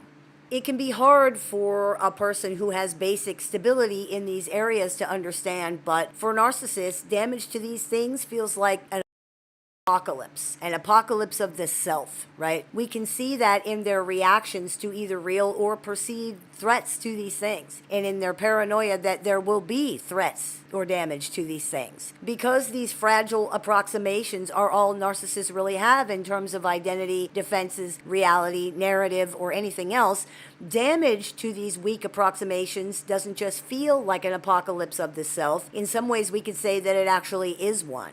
And because of that, along with their extremely immature, arrested emotional regulation abilities, they can't handle their reactions to that. They have no way to defend against this because these things are their defenses. Therefore, what we most often see is just a panicked attempt to reestablish them. What else is there to do? This is a person with the emotional maturity and regulation ability of a toddler. And it appears that whether they acknowledge the feelings or not, every feeling they have is very large, perhaps even disproportionate to the situation, the way that it is with small children. As we've discussed in other episodes of the show, there is every possibility that you are offending and hurting and insulting and upsetting and triggering narcissists in your life almost constantly without ever even realizing that. If you are around them long term, you can even start to feel when this happens, although a lot of times they won't admit it. Every minor annoyance is a catastrophe. Every small problem is the end of the world. Every perceived slight is an enormous and intentional insult. Every perceived offense is a terrible and purposeful crime against them. This level of emotional and psychological fragility makes dealing with narcissists extremely difficult. It's what results in people walking on eggshells or becoming afraid to ask questions or to even say anything to narcissists, because it can be impossible to know what will upset them or what will anger them. And because they are so fragile and so raw emotionally, there's no such thing as minor upset or mild anger when it comes to narcissists. Even those that seem outwardly as if they don't care about anything have this going on the inside. It's one of the core features of this personality. And even narcissists themselves often cannot explain why they are so upset or what has upset them. And many times they don't really seem to care.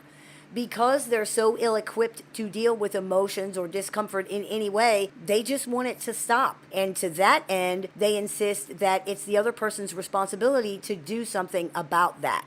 This is, again, very much like a small child. They don't know why they're upset or why they are so upset. They just know that they are, and you need to make that stop. That's one of the most clear indications of their fragility. Not just how easily they are damaged and wounded and affected by normal, basic, and small things, but how little ability they even have to acknowledge that that's happening. Whether they react to these feelings and emotions in a hot way, with tantrums and explosions and hysterics, or in a cold way with silences and avoidance and ghosting, or by pretending they don't care at all, it's all the same. This person is so fragile, so easily wounded, and so unable to deal that they cannot tolerate taking any responsibility for anything, even their own feelings. But it's also more than that. The pathologically narcissistic personality is, in many ways, not a complete person. They have an unstable, fragmented identity. Different parts of their personality try to work together, but because the foundation for their personality is unstable, they generally cannot resolve themselves into a cooperative, cohesive, whole being. This is a huge part of what results in the Jekyll and Hyde presentation or expression of personality for which they are notorious. The parts of their personality are split off from each other to a degree, and they don't work together in a normal or successful way, similar to what we see in dissociative identity disorder, what we used to call multiple personality disorder. Some statistics suggest that more than 75% of the people who will qualify for a cluster B personality disorder diagnosis also qualify for a diagnosis of dissociative identity disorder. That gives us indication of how unstable the personality structure and organization of pathologically narcissistic people really is. Because of this instability and the narcissist's complete lack of coping skills, they are often extremely fragile. As we've discussed in other episodes of the show, narcissists are generally pretty fearful people underneath everything. One of the things that they fear the most is reality, and their excessive fragility is one of the biggest reasons for that. Narcissists are so fragile that they're not able to confront the reality of who they are, how they are, what they are. Anything to do with the truth of themselves and their life in general is intolerable. And it's not just because they don't like it or they wish it wasn't true. They literally cannot deal with it. They can't cope with it. Because of the toxic shame that is at the core of the narcissistic personality organization, the idea or even the suggestion that they might not be something special or amazing or important or whatever the thing causes a tidal wave of shame that they have no way to combat or address because it impacts all of their defenses. Their lack of coping ability, coupled with the disproportionate size of the toxic shame, creates a situation that is extremely threatening to this personality. Life-threatening, to be exact. An apocalypse of the self, as we stated earlier. They simply cannot allow this to happen. So they create their own reality and they manipulate, bully, or discard the people around them in an attempt to make that narrative a reality. If other people believe in it and behave as if it's true, then it is true. It becomes something that the narcissist can believe in as a narrative, as an identity, as a reality. The problem is, it's not. It's not reality. It's not real. But it's so important to their survival that even a slight brush with actuality can bring an extreme reaction as they scramble to hold their fractured fantasy and therefore their fractured identity together. The identity is dependent on the fantasy to a large degree because there really just isn't that much else there. If the fantasy is destroyed or it's exposed as false, the identity risks extreme damage, and so does everything else. Remember the blown glass sculpture from our earlier example. If this becomes damaged, the others become damaged as well. It's like a domino effect. The personality then, which is the expression of the identity, becomes severely unstable because the fantasy narrative is sort of the first and really the only defense that narcissists have. Once that fantasy narrative is damaged, the narcissist defenses become ineffective because most, if not all, of those are based on that narrative. This leads to what we sometimes call narcissistic collapse. And it's a very, very dangerous situation for narcissistic personalities that can result in decompensation, psychosis, even death. It's very serious. Without that fantasy, the narcissistic personality structure has no ability to regulate itself at all. As you can probably guess, this is something this person feels like they need to prevent at all costs. They might not understand the mechanics of how this works. It's probably safe to assume most of them don't. But they can feel the feelings associated with all of this, and that's enough for them to know that they need to stop that at all costs. However, they have no reliable ability to do that and no real way to do it at all except for avoidance and denial. That is what the fantasy reality and false self and all their other maladaptive coping mechanisms are really about. Denial. As we discussed in the episode of the show entitled Narcissists and Denial, a Masterclass, it's all they really have, and it doesn't work very well for them in the long run because things are what they are, regardless of what anybody ever tries to pretend. Denial has no effect on reality whatsoever for anybody. This extreme level of denial is evidence of how fragile a narcissist's emotional and psychological makeup really are. They cannot even use a more sophisticated coping mechanism because that would require at least acknowledging the reality of the thing, and they can't do that. They simply pretend that things are not true because they can't tolerate even the suggestion that they might be. Even just doing that is too threatening. The pathologically narcissistic personality is so fragile that anything outside of what they can tolerate knowing and dealing with, reality itself, in other words, is perceived as an aggression toward them, as threatening and damaging and aggressive, as dangerous. Fragility of this level makes interacting with this kind of person too hard. When someone is easily hurt, this easily insulted, this easily triggered, this easily upset, it's not possible to reliably predict in any way how they're going to react to things or what will upset them, which means that these things can't be avoided, which means that communication and interaction are going to be spectacularly unsuccessful. This is especially true because not only are narcissists extremely fragile, but due to their fragility, they're paranoid, delusional, and they tend to have on top of their enormous perceptual blind spots. This means that things that seem safe and benign or even kind to say can be taken totally differently than they're intended, even in ways that make no sense. Narcissists have an impaired ability to reality test, which means they may very well believe that they see proof of their delusional conclusions, and anyone attempting to tell them that it makes no sense is perceived as lying or trying to trick them. Dealing with narcissists, too, is that they will project their fragility and massive feelings onto other people, especially when these things are perceived by the narcissist as negative. Projection is another form of denial, and another example of their fragility in this case. They cannot handle the negative inner experiences, so they project them onto other people, stating that you are the one who's upset, or you are the one who's angry, or you are the one who is constantly bothered by everything that they do, even in situations where it's very, very clear that this is the opposite of what's happening. And you're sitting there like, okay, but I was literally just sitting here watching TV at me. I don't even know why. Why are you saying that I am the one who's angry? Why are you saying that I'm the one who's upset? For narcissists, to experience negative emotions seems to be seen as proof that something is wrong with them. In their way of looking at it, good people are always happy people. This is where the now debunked quote-unquote fact in the medical and academic communities came from, that narcissists are happier than other people. Narcissists were asked if they were happy, and they reported yes more often than people who are not narcissists. We now know that you cannot rely on narcissists to self-report, as not only will they lie, but because they might not even really understand what's being asked, especially when it's about feelings or emotions, and especially when it's about their own feelings and emotions. Through other ways of measuring, found that narcissists are not legitimately happier than other people. In fact, studies show that narcissists feel higher levels of stress and feel them more acutely than people who are not narcissists. That's not a surprise to anybody who has been around them. Most do indeed seem to be miserable people who cope with that by spreading the misery around.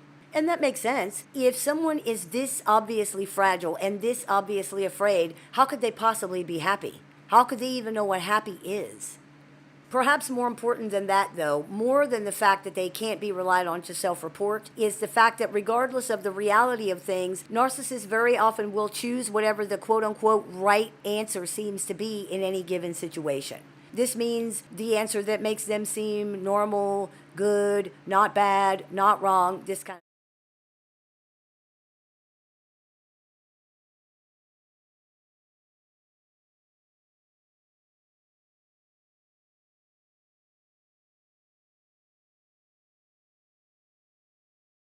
Hey everybody, it's Shaman Sister. The behavior she's engaged in that was mentioned here. The fragility of narcissists is dangerous, largely due to their desire to combat that fragility by putting themselves in the power position, which all too often means position of the aggressor, of the attacker, of the abuser. Remember, being so fragile means feeling attacked and threatened essentially all the time. The only way to stop that feeling or to combat it is to become the constant aggressor yourself. They are standing in front of that blown glass sculpture, ready to swing on and fight to the death anybody who even looks at it. The sculpture is unfortunately sitting in a high traffic area, which means the narcissist has to fight everybody all the time because the sculpture is so gigantic and taking up so much space, people can't help but notice it. And then here we go, now it's on. If you're dealing with narcissists in any capacity, understand that this level of fragility makes any kind of relationship virtually impossible. It's like trying to play soccer with a glass orb, just not made for that. Their inherent dysfunction is able to keep them alive after a fashion and not much else. In some situations, it doesn't even do that very well. They're really legitimately not capable of much of anything outside of basic survival. Their brains are tasked with keeping them alive and getting what they need, not making them happy, not trusting anybody else, not making sure they can give or receive love, not considering other people, nothing. Now, everybody's brain works this way to a degree, but for pathologically narcissistic people, not only is it so much more dire and so much more extreme, there's often not much ability or even desire to do anything more. And how could there be when so much of their energy goes into just existing? They literally have to try to create all of their own stuff from nothing, convince other people that it's real so that they themselves can buy into it, then spend a huge amount of their energy and time protecting it so that it doesn't get damaged because it's just too hard to keep rebuilding it all the time. It's important to understand, too, that we should not mistake fragility for any kind of healthy vulnerability because these things are not the same. Narcissists despise weakness and they absolutely fear and denounce it in themselves. For others, vulnerable in relationships usually means the ability to be open and honest, even if it's uncomfortable, to be trusting, even if it's scary. That is not what fragility is or how fragility works, especially in narcissists. Narcissists are not the only people who can be fragile, of course, but in them, it's extreme. Fragility in narcissists creates a defensive reaction, a closing up and a battening down, which is the opposite of our definition of vulnerable in adult relationships. We don't want to make the mistake of believing that someone who is so fragile is vulnerable in the sense that they could be willing to be open and trusting, because that is absolutely not the case here, and people can spend years and years waiting for this to happen. And it won't, because part of why narcissists are so fragile is that they cannot be vulnerable in this way. They spend so much energy hiding things and closing doors and keeping secrets from other people and from themselves, and denying things that if anyone happens to see or even suspect any of these secret hidden things, it's agonizing for the narcissist. It is a direct hit on that blown glass sculpture. Vulnerability, you ask? Yeah, no thanks. No thank you. As far as narcissists are concerned, the way to combat weakness is not with more weakness, and that's all they see here. To narcissists, intentional vulnerability of any kind is stupidity of the highest caliber. You might as well hang a sign around your neck that says easy target. Open, trusting, have you lost your mind? This is why if you ever do catch them in a truly vulnerable moment, because it does happen, there's usually a punishment coming to you for seeing that. They have to make sure that you understand they're not weak so that you don't think that you can take advantage of them. They also feel deep shame about that, and they cannot hold shame or process it in any way, so it has to go somewhere. That means it gets dumped on you. The pathologically narcissistic person's entire being is a very fragile structure predicated upon constant fantasy and the systematic denial, deflection, or destruction of anything that threatens to confront or expose said fantasy. To truly and fully understand that is to truly and fully understand why interaction with narcissists is not really possible in any way. You are not even on the same planet as this person, and you never will be. I hope this clears a few things, comments, questions, and suggestions, so please keep those coming. I take appointments online, over the phone, via text, via Messenger, via Skype, and Zoom for clients worldwide. You can with me one-on-one about this or anything else. You can visit littleshaman.org to book an appointment. Hey everybody, it's Shaman Sister Sin, and you're listening to the Meditations and More podcast brought to you by Transrelational Healing and ShamanSpiritSetter.com, as well as littleshaman.org, and that's me, the Little Shaman.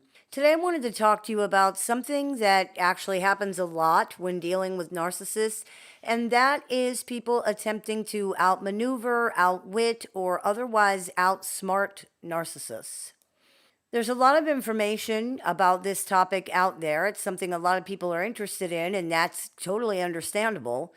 Not only do people want to find a way to make dealing with this person easier or more successful somehow because it's often so horrible and so difficult, not only do people desperately want to feel like there's some way to control the situation and or the narcissist, but in many situations, the very ineptitude, irrationality, or basic just lack of intelligence that many narcissists seem to exhibit makes a very tempting strategy. There are many situations where people might try to outsmart, trying to stop or at least manage abusive behavior. It's probably the most common situation. They might resist, like money that they're owed or some type of advantage in a very important court proceeding. They might be hoping to do some kind of like negotiation or a tapering off to end the relationship and avoid an ugly outcome. They might be trying to make the narcissist in their lives pay for harming them. They might just be trying to navigate any required interactions with this person more successfully. Trying to outsmart narcissist is also sometimes a way that people attempt to address the feeling of being tricked or fooled by them. It makes sense that people would want to believe that they can outwit or somehow, quote, beat narcissists at their own game, at least less impacted somehow in the situation, whatever that might be. The problem is, attempts to outsmart narcissists very often don't work very well because intelligence really has nothing to do with this situation on either side. It might be difficult for some people to understand that, but the reality is that neither the victim nor the narcissist's intelligence really come into play here at all. Though people may feel stupid or foolish in these situations, the truth is that their intelligence is not really involved in what's going on the way that people might think it is. If it were, victims in those situations would actually be facing a much more even playing field. The narcissist's greatest weapon is not skill or strategy or intellect. If it were, intelligent, rational people would have much better odds against them. But it's not. It's manipulation and weaponizing people's emotions against them, which actually has nothing to do with intelligence at all. And it involves much more than just tricking people or convincing them of things that aren't true. Emotional manipulation actually overwhelms intelligence and intellectual capability. It can short circuit these things. The victim's greatest vulnerability is not intellectual either. It's emotional, which again has nothing to do with intelligence. Many highly intelligent, educated people have become entangled with pathologically narcissistic personalities and found it very, very difficult to escape the situation. To see the truth of this, we can look to the fact that even narcissists with just basic average intelligence and limited skill sets are often very successful manipulators. Similarly, very intelligent and competent people are not immune to manipulation. They can become victims of narcissists. This is because, despite what many people might think, these things are actually not related. This is why so many people find that understanding and even seeing very clearly what's going on in this situation can make no real difference, especially if they're being exposed to it regularly. This is a situation of raw emotion and nerve endings and reactions. It's a situation of power and control. It's not about who's smarter or more strategic. And as we've discussed in other episodes, not enough to protect you if you're in a situation with one of these personalities. Your intelligence not only will not protect you, in some ways it can actually work against you. You see, you are bound by the rules of the game. You use logic. You want to be fair. You use reason. You are trying to understand. You are honest. You are tethered to and therefore bound by reality. You operate based on objective truth. You use facts. You cite proof. You give evidence. Because of all of this, you therefore likely assume that at a certain point, a person must accept reality if there's enough evidence. You likely assume that people can or will eventually be forced into acknowledging facts and proof based just on the reality of their existence. You assume that at some point people have no real choice in this. You assume that up is up and down is down and everybody in the world operates according to these basic tenets. That everybody in the world has to operate according to these basic tenets because that's how it is. The problem is you're incorrect. A narcissist does any of those things. Those things mean absolutely nothing to narcissists. They are not tethered to reality, they do not operate based in objective truth, and they are therefore not bound by either of these things. They will lie, cheat, steal, manipulate, gaslight, emotionally blackmail and extort, fabricate, frame, bully, attack, assault, and anything else that it takes to win. They also don't possess a linear memory, are very susceptible to false memory creation, and live in a fantasy world besides all of that. This is not a fair fight in any way, and the fact that you really can only play by the rules only hurts you in this situation. Breaking the rules will also only hurt you too, by the way. There is no ability to successfully engage here. You can't win or even score any points. It's like trying to game a slot machine. It's random. This is the fantasy of people who want to believe that there can be a way to secure a jackpot. There isn't. To step onto the playing field with a narcissist is to lose, period.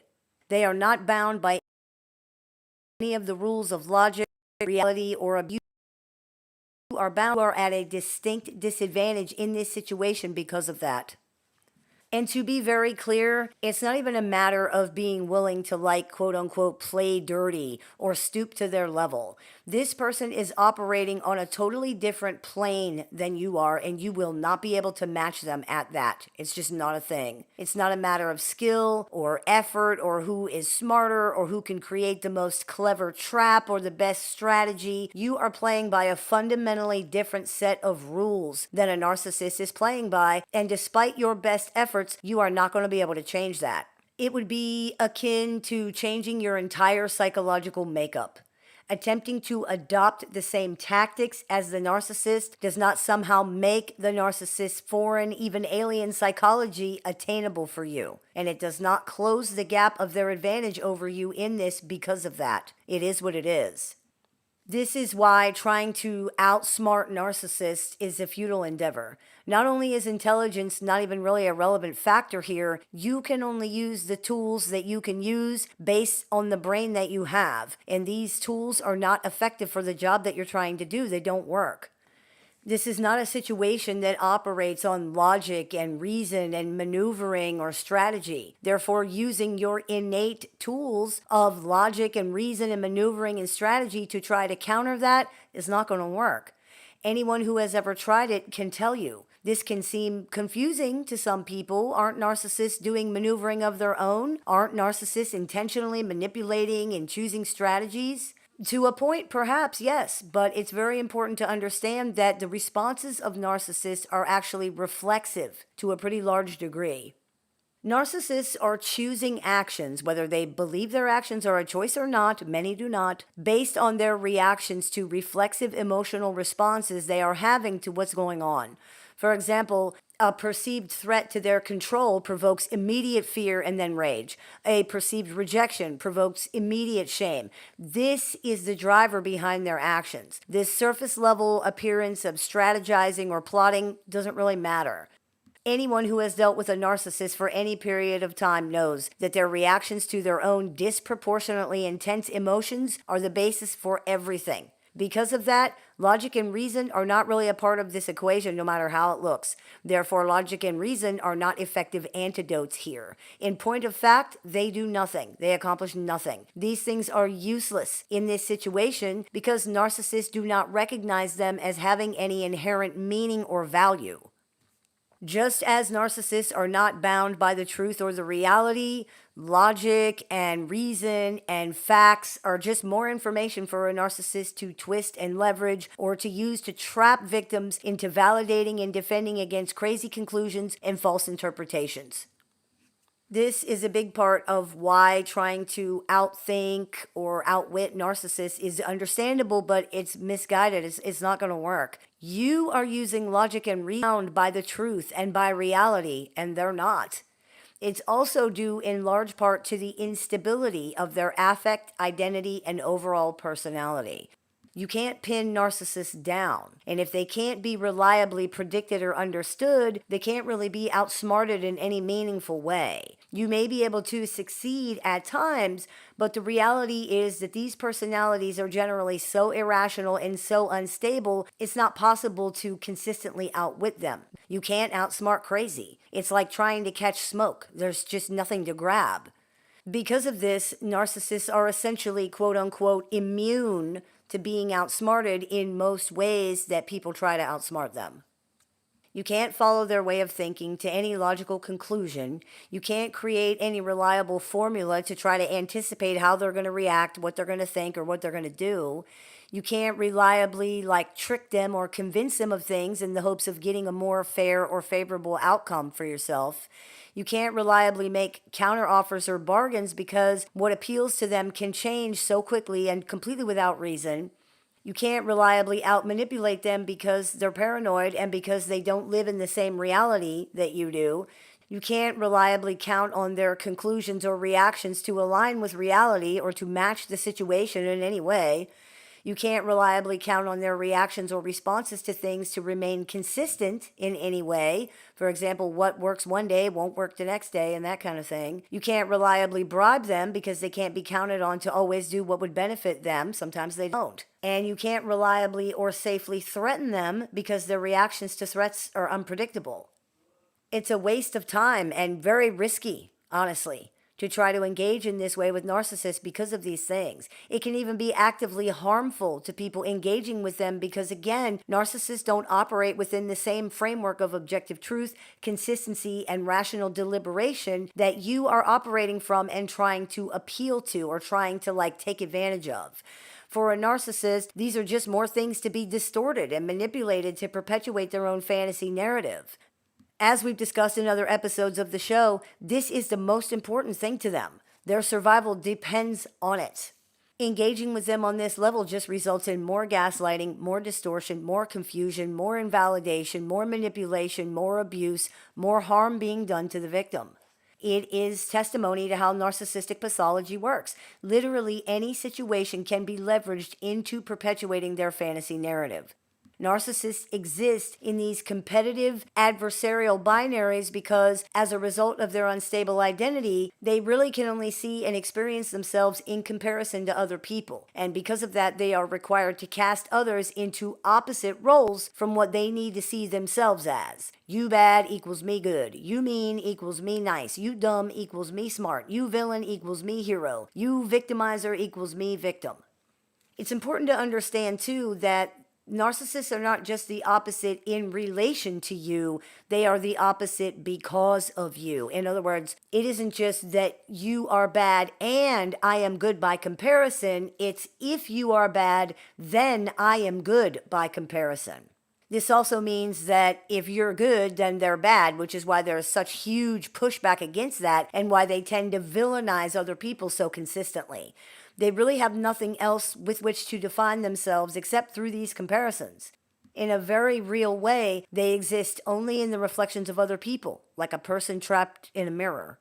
To that end, they simply make reality up as they go, interpreting everything to fit their needs and their narrative. A large part of this, as we've been discussing, are the images they create and perpetuate of other people. Because of the adversarial comparisons that they are required to make of themselves to others, these images of others can be just egregiously incorrect and unfair and horrible. People understandably feel a strong desire to defend against that and assert who they actually are. Unfortunately, this plays directly into the toxic dynamics here. Through the adoption of definitive binaries that they position as rigidly adversarial, narcissists don't just build an automatic system through which they can see and experience themselves. In doing this, they also automatically weaponize a person's natural desire to stand up for and defend themselves, because the more you argue this positioning, the stronger their position becomes in their mind. Paradoxically, the more you deny the role you've been given, the more sure they become that you fit it. To them, if you're denying it, it must be true. The fact that this makes no sense at all doesn't matter. Remember, you are bound by logic, reason, and reality grounded in objective truth. These people are not. They really, really are not. And engaging with them on any level is not just a waste of time, but it's often actively harmful. This is why, even though it feels counterintuitive or at the very least unfair, as we've stated many times in other episodes of the show, defending yourself to narcissists is exactly the wrong response. Not only is it just completely and totally pointless, it validates and then cements these adversarial binaries even more deeply because the narcissist has to defend and argue for them, which just convinces them more. But even worse, participating at all perpetuates the basic manipulation inherent to this dynamic. Feeling like you have to defend, to explain, to prove, to convince, all of these things keep you engaged in this dynamic. It validates the narcissist's crazy conclusions and their delusional accusations. It positions you as the one in the hot seat. It takes the focus off of them. But perhaps most importantly, it gives narcissists power. You now want something from them, something that they can refuse to give you, not just once, but over and over and over. It's like a child holding a toy over a smaller child's head where they just can't quite get it. The power is perceived in the withholding. They need you to continue to want the thing so they can continue to refuse to give it to you. Of course, this is just an illusion. This mean little game is over as soon as the smaller child decides that they don't want the toy anymore. And in the same way, when you decide that you don't want anything from the narcissist, their perceived power over you disappears as well. Whether they're consciously aware of this fact or not, they are definitely actively trying to prevent that from happening. This is why they will often insist that you need to defend yourself or prove them wrong. It's why they continue to insist that they're going to give you the thing you want just as soon as you do X and Y and Z and 1 and 2 and 3. If they don't have anything you want, they don't have any power. If they have no power, they have no control. If they have no control, they are weak, they're vulnerable. And if that happens, it's all over. The fear comes, the shame comes, maybe collapse comes. This has to be prevented. By refusing to see you as you are, to consider proof, to be convinced, to be reasonable, to entertain your perspective, to provide resolution or validation, to just listen to the actual words that you are saying. Narcissists perceive themselves to be retaining the power position in this situation, and that's all these dynamics are really about. There are other reasons that these things happen as well, but this is a very big one. Narcissists face a life-threatening crisis when they are threatened with a loss of power and control. To be small. This is why when threatened with an even greater loss of power and control, such as losing the relationship completely, many narcissists can stop this withholding behavior for a little while because then a sense of power comes from resecuring the relationship. They don't feel the need to engage in the usual, perhaps comparably more petty withholding because the relief at resecuring the relationship is more powerful. Once the relationship is totally resecured, they will return to this withholding behavior out of necessity to combat the fear of being powerless and vulnerable. They need to make sure everyone knows that they have power, most especially themselves. This is why the behavior may shift, but the motive never does. It's always the same thing. This is the goal of blame shifting, shame dumping, motive assignment, and other similar behaviors. These things force you into a defensive position, which take the pressure and focus off of the narcissist, and it puts them into what they perceive as the power position. This alleviates their ever-present terror that they have no power or control and are therefore vulnerable. Whenever we feel the desire to defend ourselves in these situations, it's worth remembering that this is exactly the position narcissists are trying to push other people into, and there's a reason for that. A lot of people don't like to hear this kind of thing. They want to believe that there is a way to get what they want from this person or this situation. They want to believe that there's a way to control things. They want to believe that there is a way to reason and fool and trick and convince or force or otherwise maneuver this person into doing what they want. They either don't realize or don't believe that in order for that to happen, it would be in diametric opposition to a narcissist's basic goal. Pathologically narcissistic personalities cannot even be made to acknowledge that they bought the wrong size hat when they and everybody else can clearly see that it does not fit, that they overcooked the hamburgers when people can't even chew them because they're like hockey pucks. Do you really think that they can be tricked into giving up any amount of power and control? Do you really think that they can be outwitted into being fair? That they could somehow be persuaded into doing what you want? Regardless of what that is, it doesn't work. The idea that these rigid, egocentric, and contrarian individuals can somehow be outmaneuvered or coerced into behaving in a way that conflicts with their own interest is understandable in theory. But when we look at it through the lens of the reality of narcissistic personalities, it becomes almost irrational, even absurd to think. Narcissists are hyper vigilant regarding anything that somehow slights them or interferes with their goals. Trying to somehow slide these things past them is just not going to work. If it does work, it will not work for long. If you're dealing with a narcissist and you're feeling like there has to be a way to beat them at this, that there has to be a way to somehow stack the odds in your favor or gain the upper hand while still interacting with this person on their terms, on their playing field, think about your interactions with them thus far. How many times has that ever actually happened? You are an intelligent human being. How many times have you ever gained the upper hand with this person in any way that actually meant something? Any? The problem here is so fundamental that many people miss it. You're trying to use an Apple app with an Android system. It's a fundamental incompatibility. The way this person functions is in some ways completely different from you. It's not about just learning their patterns and their tricks.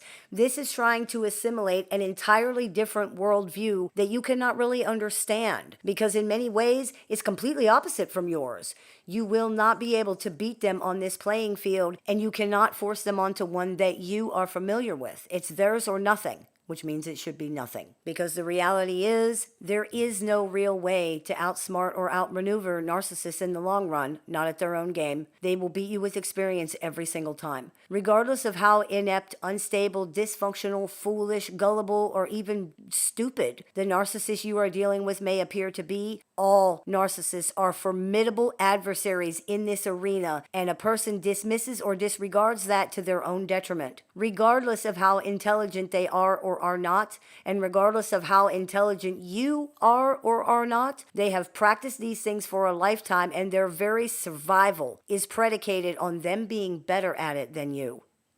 If you really want to outsmart narcissists, the key is to understand that the entire interaction is based on the dynamics of power and control.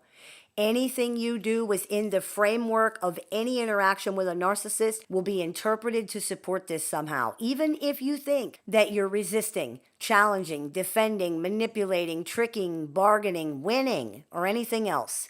The fact that you are trying to outsmart or argue or defend or anything else does not matter. You are spending energy and time focused on the narcissist, which is exactly the point. They have the power. They have the control. They are the central focus. They are the important one. Even if your intent is to neutralize or even to harm them, this is still true. To participate is to validate, period. Reality is irrelevant. It has no effect on this situation. It is what it is.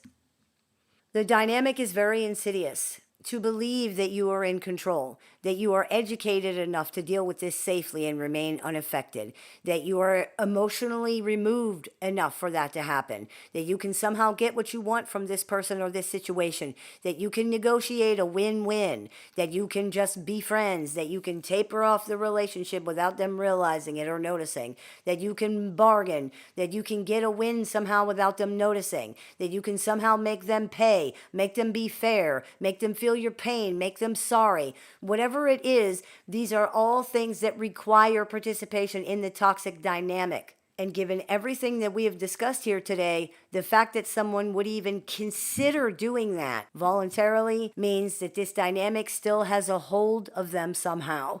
It indicates that there is a continuing belief that interacting with the narcissist could still somehow lead to a positive outcome of some kind for them. This is false. There is no way to interact with this dynamic casually either. It's like walking into a spider web. You just get stuck, regardless of how careful you try to be.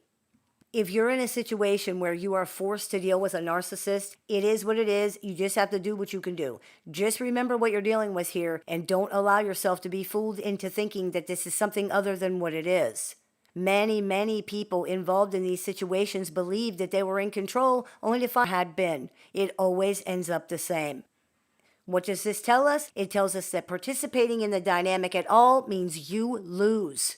The entire thing is rigged against you from the very start and works on you in ways that you don't even realize until it's too late. To underestimate other people is a dangerous form of overconfidence, even if it's unconscious. Despite what our egos or our intelligence or anything else may try to tell us, the only real way to outsmart narcissists is to show them that you are wise to their game by refusing to play it at all. If you've been struggling through dealing with or recovering from an unhealthy relationship with a narcissist or other toxic personality, the Little Shaman has a catalog of over 500 YouTube videos designed to support your journey from discovery to recovery. You can also find additional resources on the Little Shaman website, including tools, courses, workshops, a support group with weekly meetings, and one-on-one appointments with the Little Shaman that are open to clients worldwide. There's even an AI chatbot built and trained exclusively by the Little Shaman using her work that can answer questions 24 hours a day, 7 days a week. For more information, visit littleshaman.org. You can listen to The Little Shaman wherever you find your favorite podcasts. Hey everybody, it's Shaman Sister Sin, and you're listening to the Meditations and More podcast brought to you by littleshaman.org. That's me, Little Shaman. Today, I wanted to talk to you about something that most people dealing with narcissists encounter at some point, and that is something called an extinction burst. You've probably heard of gray rock, where people who are dealing with narcissists work on not reacting to the narcissist's endless provocations and attempts at creating problems by controlling their own reactions to their own emotions. This is a practice that helps people stand in their power by not allowing the narcissist to gain the upper hand during an interaction through manipulating and weaponizing someone's own emotions against them. It can also have the side effect of eventually causing a narcissist to stop trying to provoke the person because they see that it's not going to work. This is not guaranteed, it's not the premise of gray rock, and it should not be the sole motivation behind doing gray rock, but it can happen. However, before it ever has a chance of happening, you will often see something called an extinction burst. An extinction burst is what it's called when a behavior that has been reinforced is no longer being reinforced. If you think about laboratory rats, when they've been conditioned to press a bar or push a button to get an addictive substance.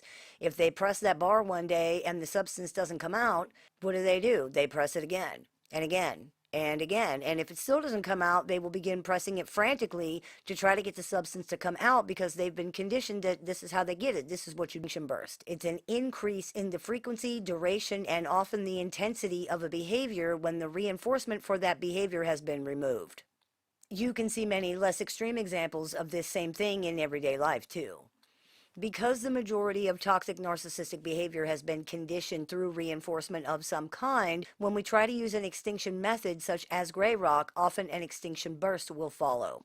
When someone is engaging in unwanted behavior that has been reinforced, people around that person will often try to use an extinction method to try to stop the unwanted behavior from reoccurring. They're trying to force the unwanted behavior into extinction by not reinforcing or rewarding it anymore, hence the name. This is usually done by not responding to the behavior with reinforcement or reward, such as not giving in to a child's tantrums. If a child is given something every time they want it and then one day they're told no, they will often have a tantrum, or they might ask for the thing over and over and over and over. Why?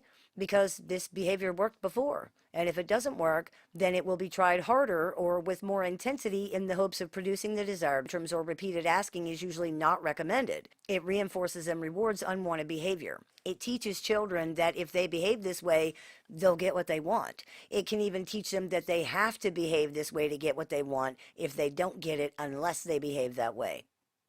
This is very, very similar to the behavior we see in adult narcissists, and people give in to narcissist tantrum behavior for mostly the same reasons. They feel bad, they don't want to hear it anymore, they're tired of fighting, they're tired of disruption and terrorization in the household.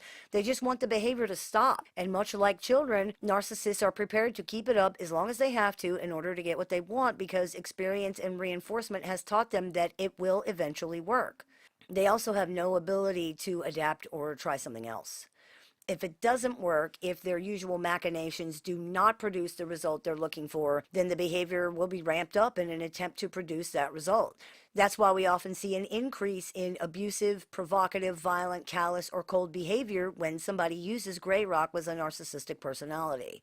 This is actually a sign that the gray rock method is being applied successfully and correctly. But since narcissists are adults and they're not children, a ramping up of their tantrum behavior can be legitimately scary and dangerous because it can include physical violence. Most people cannot stand up in the face of this for as long as it would take for the narcissist to realize that this behavior is not going to work anymore. Even when it doesn't include violence, it can include hours, days, weeks, even more of nonstop harassment, insults, accusations, begging, pleading, screaming, sobbing, hysteria, threats of self-harm or suicide, threats of violence, breaking things, silent treatment, constant attempts at manipulation, constantly trying to sell you and pitch you and convince you. Most of these personalities will legitimately beat you to death psychologically and try to wear you down over time. Most people simply cannot stand up to this without reacting somehow eventually, and then the narcissist's behavior has been rewarded, even though this is completely unintentional on the other person's part, thus reinforcing it further and helping to guarantee that it's going to continue. This is part of why the majority of domestic violence murders, for example, occur not while the victim is in the relationship, but after they've left. The abuser attempts all the same old manipulations and behaviors, and if these things don't work, it's ramped up until it reaches the level of murder. In these situations, murder is the ultimate extinction burst. It's the ultimate temper tantrum. As stupid and terrible as that sounds, it's the truth. This kind of murder is a desperate attempt to assert control over the situation and the other person by somebody who simply cannot deal with being told, no, you cannot have what you want. When you don't react to narcissists, it says a few things to them, all of these things bad and scary. It says they're not in control, they have no power, they're not important, they don't matter, they're not cared about, they're being rejected, they're being abandoned. These are the fears and the feelings that narcissists are fighting to ignore, avoid, and regulate within themselves every single minute of every day. And these are not just situational fears, they are applied globally. So having no power in this situation means having control over this situation equals having no control over anything. It is a catastrophe. When you don't react to narcissists, it unleashes all these fears and feelings like a tidal wave, along with the shame that also accompanies every single one of those things. This is obviously not your intention or your fault, nor is it in any way a reasonable reaction for them to even have. But they still have it, and they still blame it on you. So not only will you be dealing with an extinction burst as they try harder to produce any reaction from you that will silence all of these feelings and all of these fears, but they're going to likely be pretty angry too because you, quote unquote, caused them to feel bad. This ignites their need to punish you, which often makes things very abusive and very dangerous.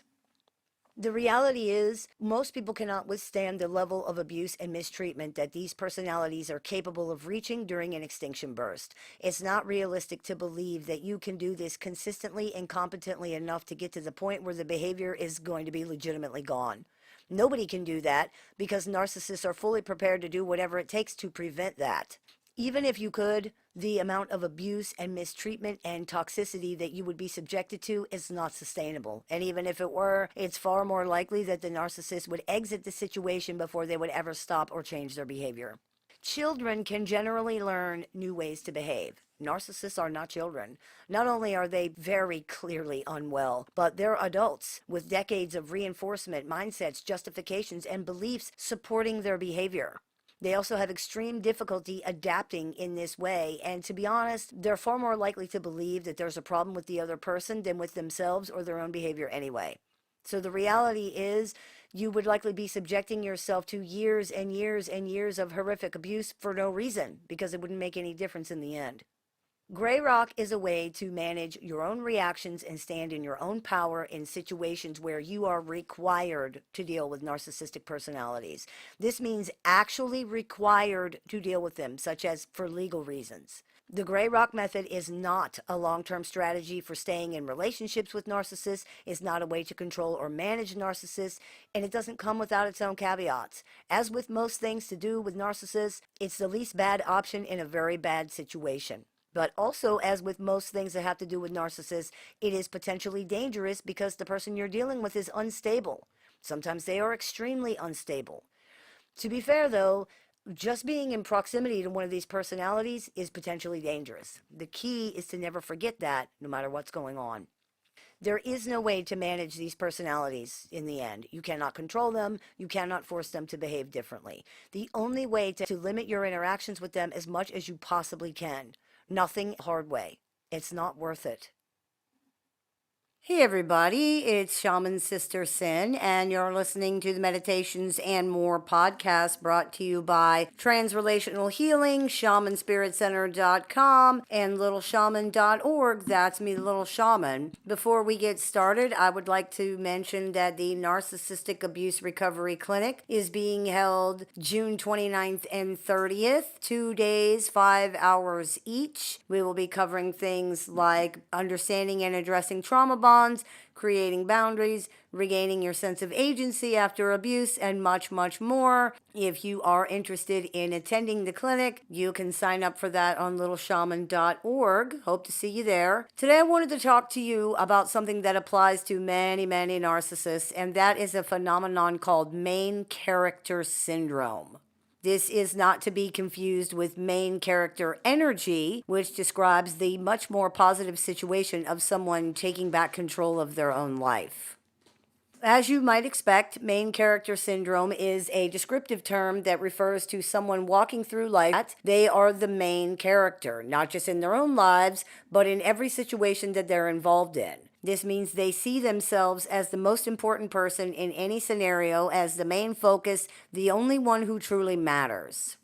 The main character in a movie or a book is the central focus of the story. They are the person that viewers or readers care about and root for. They are the one whose actions truly matter.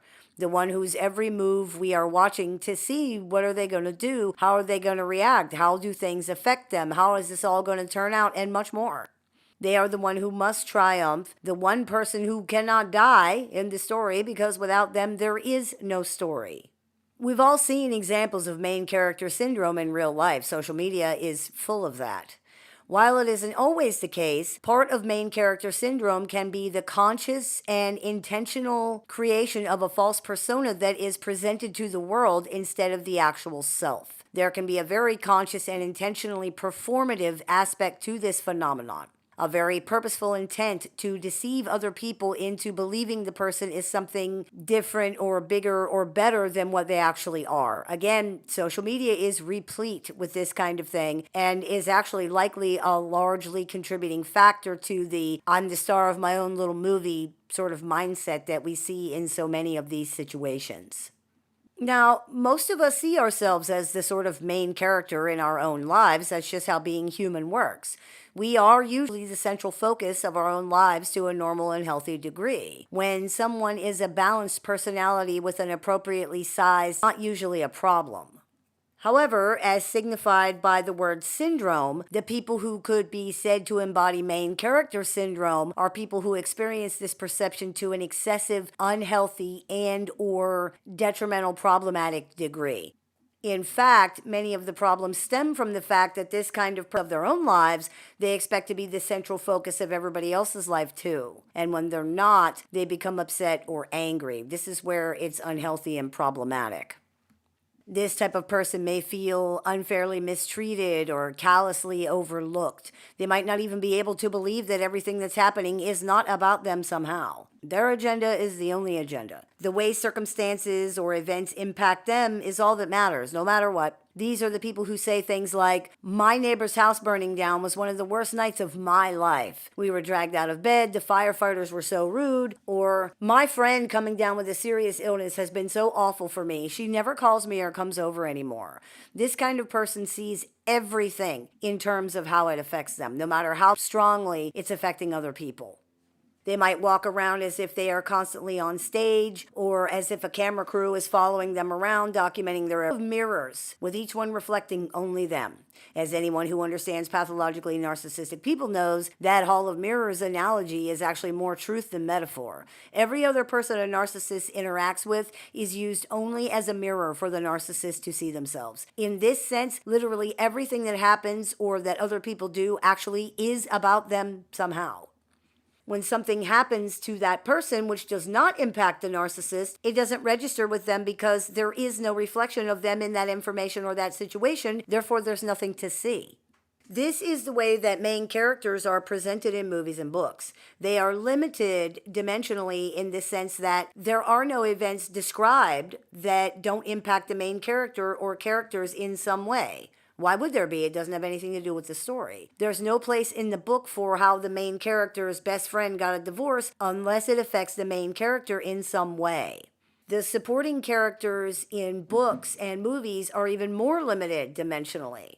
Their only function is to flesh out the main personality or to create some kind of contrast for that character. And that's how they're treated, as extensions of the main character or as connected to them in a very fundamental way. They don't have their own lives or problems or feelings or anything else unless this affects the main character somehow. However, in real life, that's not how things work. In real life, you are usually expected to care about the things that impact people close to you, even if they don't impact you. And most of us do, by the way. Most of us do care about these things. For people who fit the description of main character syndrome, this is very often where they run into trouble. Because others are seen as a sort of supporting cast, there's often not a lot of empathy for or even acknowledgement of their problems, their feelings, their perspectives, or even they themselves at all. This causes strained relationships because most people find this level of self-centeredness unpleasant to deal with. People generally don't like being treated as if they don't matter. The person suffering from main character syndrome may be unable to understand what the problem is. When someone struggles with empathy and identification with others in this way, they often have a genuinely hard time understanding why other people matter, why other people deserve consideration, or how they themselves are being inconsiderate or invalidating. They genuinely do not see it. And why would they? You can't see what you can't see. Some of the other characteristics of main character syndrome besides lack of empathy include an inflated sense of self-importance, distorted perception of reality, specifically regarding themselves and their place in the world, entitlement, difficulty accepting criticism or failure. To be clear, main character syndrome can be present in people who are not pathologically narcissistic. Main character syndrome could perhaps even be defined as an expression of narcissistic traits or tendencies when it appears in people who are not pathologically narcissistic. We generally assess the severity of narcissism on a spectrum, which means that there are many people who have narcissistic traits, even pretty strong ones, but do not qualify as pathologically narcissistic. The personality is still impacted by maladaptive or disproportionate unhealthy narcissism, but not to the degree that we see in a pathological personality. This means that a person can have a version of these behaviors or perceptions without the underlying complication and dysfunction of a personality disorder, which really is an extremely serious mental health issue that affects a person on every level in every area. Personality disorders are very serious. People with narcissistic traits may still have some empathy, for example. They often have a more stable identity. They are generally not delusional. They're less psychologically rigid. They might be capable of some true self-reflection. They usually have the capacity for at least some adaptive functioning in some areas of life. In other words, they might be selfish, self-centered, arrogant, stubborn, mean, and many other things, but they don't have a pathological personality. As an aside, people often find the idea of a narcissistic spectrum confusing in the sense that they can feel that it makes it harder to identify narcissists. The reality is we don't really need to identify narcissists down to the nano degree. Just because you can't tell whether someone has an incurable personality disorder or not doesn't mean you can't evaluate the relationship for safety and viability. These things are not even related to each other. You don't need to know someone's degree of pathology to recognize them as an abuser or a cheater or somebody who doesn't recognize the needs and rights of other people. People generally stick on this point because a lot of times they're looking for some reason to hope that this person can change or that the relationship can be salvaged. But the reality is that if another adult is mistreating people, they either can't understand that abuse is wrong and by now they never will, or they just don't care. Either way, the relationship is not worth holding on to, and someone does not need to be diagnosed with an incurable disorder or check off a bunch of boxes before you can decide that it's in your best interest to end the relationship. It doesn't matter what someone's diagnosis is or would be in this context. It is not being recognized or diagnosed as a narcissist that makes a healthy relationship with someone like this impossible. What makes a healthy relationship with them impossible is them not caring about other people. That is the problem here. And it's really all that matters when we're evaluating the relationship. In this context, the pathology is incidental, meaning that when it comes to evaluating the relationship for safety and viability, why the mistreatment is happening doesn't really matter. It just really doesn't. The fact that the mistreatment is happening at all is much more important. And to be clear, someone with strong narcissistic traits can be just as unhealthy in a relationship context as someone who is pathologically narcissistic. They generally won't be as fundamentally dysfunctional, limited, or rigid as someone who is pathologically narcissistic. But how much is that really saying when we're talking about dysfunction and deficit of this magnitude? There are 9 criteria for diagnosis of NPD, and at least 5 are required to be met for diagnosis. If someone only exhibits 4, for example, or say they exhibit 5 or 7 or even all 9, but to a lesser degree, they're not going to be any easier to have a healthy relationship with. That's really the overall takeaway here. However, when someone is pathologically narcissistic, and they are further down on the narcissistic spectrum in severity, we end up with main character syndrome on steroids. Why? Because the characteristics of main character syndrome are inherent to a personality this impacted by unhealthy narcissism. A simple way to say it would be that while not all people who exhibit main character syndrome are pathologically narcissistic, all pathologically narcissistic people exhibit main character syndrome. The characteristics of the syndrome are core features of the pathologically narcissistic personality. The lack of empathy, the inflated view of one's own importance or place in the world, entitlement, difficulty accepting criticism or failure, and all the other things are part and parcel to a severely narcissistic personality. These personalities are always performing, always on stage, and they definitely regard others as the supporting cast in the major motion picture of their life. They are the star, the main player, the focus of the story and the attention. The rest of the people are there to support this and flesh it out, to provide contrast or opposition or a helping hand or an obstacle. The fact that they are their own people with their own stories and their own feelings and their own thoughts and their own lives not only doesn't matter, it isn't even really understood. The fact that you lost your job and your children might be going hungry doesn't matter to your narcissistic brother-in-law. What matters is that he cannot borrow money off of you anymore. It isn't even that it doesn't matter, actually, because that would imply that it is being acknowledged as a reality. The truth is, how things affect anyone besides themselves does not even occur to the majority of these people, and that does not apply only to their own actions. We often hear that narcissists do not understand or care how their own actions affect other people. No, no, no. It's not just their own actions. Narcissists don't understand or care how anything affects other people. That's what a lack of empathy is. And if you pay attention to their behavior, you can actually see that very clearly. Oh, there's no reflection of me in this mirror? Nothing to look at then. Moving on. In a very literal sense, if the thing is not about the narcissist somehow, it doesn't register as something they need to care about or pay any attention to at all in any way. Why would it? If it doesn't affect the main character, how is it important? Why would it register? Pointed out, and once it is pointed out, why would they think it matters? As we have talked about many times on this show over the years, it's hard for healthy people with empathy to understand this way of functioning. Many people, understandably, assume that, like they themselves do, narcissists must register these things on some level, but they have callously and cruelly decided that they just don't care. That might be true for some narcissists, but many of them seem legitimately surprised, even shocked, when faced with the reality of impact on other people. It's as if they've never even considered that other people have feelings or can be affected by things too. And on this show, we maintain that evidence and they haven't considered that other people have feelings and can be affected by things, and they don't have any real understanding of why they should. Why should they consider it? For lack of a better way to say it, the piece that makes people care about things like that is missing in narcissists. In other words, this is not a performative stance or even a choice. Their behavior is, but their lack of understanding is not. People with no empathy genuinely do not register the emotional experiences of others. They just don't. That's what a lack of empathy does. That's what it is. What a lack of empathy does not do is cause somebody to be cruel or abusive.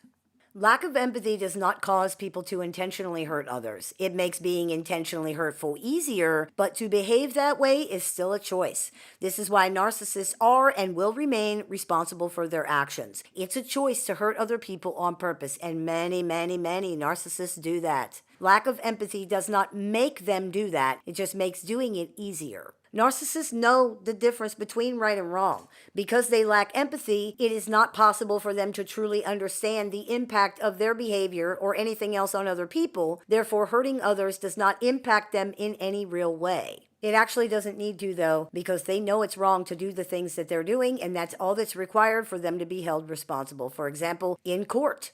The law does not require that you care if what you did was wrong. It only requires that you know it was wrong, and narcissists do. They are consistently found competent and criminally culpable in court for that reason. The psychological and emotional challenges that narcissists face, despite being very serious and deep-seated, do not mitigate their ability to tell right from wrong or to control their behavior. These things just make it so that they don't care whether something they do is considered wrong or not, because they're the only thing that matters. That's not an excuse or a justification for anything. Anyone who disagrees with that can break all of this down to its real-life application and see what they think. That works out to be, I'm not capable of caring about other people, and I don't recognize or even see the rights of other people since I'm more important, so I hurt people whenever it works for me. That is the unfortunate reality of these personalities, point blank. The concept of main character syndrome fits in perfectly with the way narcissistic personalities see other people, as objects to either enhance or impede their own agendas, goals, or image.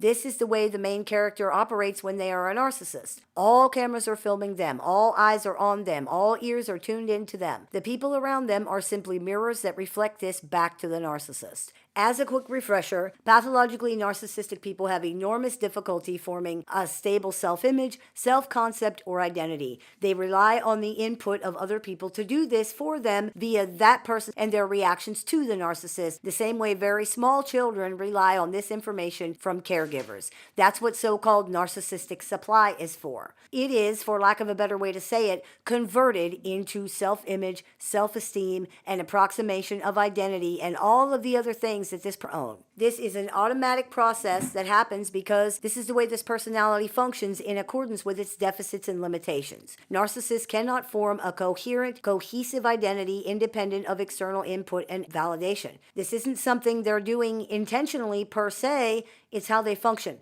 which means it isn't something they can just stop doing. This means that no matter what happens, this person is going to continue trying to secure narcissistic supply in whatever ways that have worked for them, because this is the only way this personality has of regulating itself. Seeing others as objects is an intrinsic part of this process. In fact, it would not be overstating it to say that without the objectification of others, the entire framework of the narcissistic personality structure could not function at all. This is a prerequisite for the maladaptive process by which a narcissistic personality regulates itself. The recognition of other people as sovereign, subjective, autonomous, and individual human beings would fundamentally demolish the entire process of reflection that narcissists depend on. It would make it categorically impossible. In other words, objectification of others is not a byproduct of this process. It's an essential component of it. The process cannot happen without it. As we've discussed in other episodes of the show, this is particularly harmful to the children of this kind of person. The inability of narcissistic parents to see their children as anything other than supportive characters in their own main production, as anything other than objects to regulate themselves with, in other words, is extremely damaging. It's one of the reasons that so many people with narcissistic parents become narcissists themselves. There's no other outcome that exemplifies the damage and destruction of this dynamic more than that one. But even when people don't become narcissists themselves, because many of them don't, of course, the damage and impact of this dynamic is very severe. It creates adults who have immense difficulty advocating for themselves, knowing who they are, creating boundaries, believing in themselves, trusting other people, and much, much more. It's damaging on nearly every level, as our relationships with important caregivers are what shape our relationships not just with the world, but with ourselves. And if our relationship with ourselves is unhealthy, all of our other relationships are going to be too. If children are taught by these most important people not to trust themselves, if they're taught not to advocate for themselves, if they're taught that they don't matter, if they're taught not to listen to themselves, if they're taught that they're not good enough, the level of damage this is capable of doing to a developing psyche is incalculable. This is damage that typically requires a tremendous amount of work to address in adults. And in some situations, it cannot be addressed at all. Again, there's no more powerful example of the egregious level of harm here than the result of creating more narcissists. If you're dealing with a pathologically narcissistic personality, it's extremely important to understand that this is how it is. Even during the love bombing phase of the relationship, you are not the main character in their life or your own. In point of fact, you do not have your own life, just as supporting characters in movies and books do not. You don't have your own story. You are the love interest, or the brother, or the daughter, or the whatever of the narcissist. They are the main character. The story is theirs. You are just in it. You are two-dimensional. They are 3D. You are black and white. They are technicolor. You are assigned a role. You play it whether you want to play it or not, and you cannot overcome or escape that role. This is dealing with a narcissist. You are a supporting character in your own life.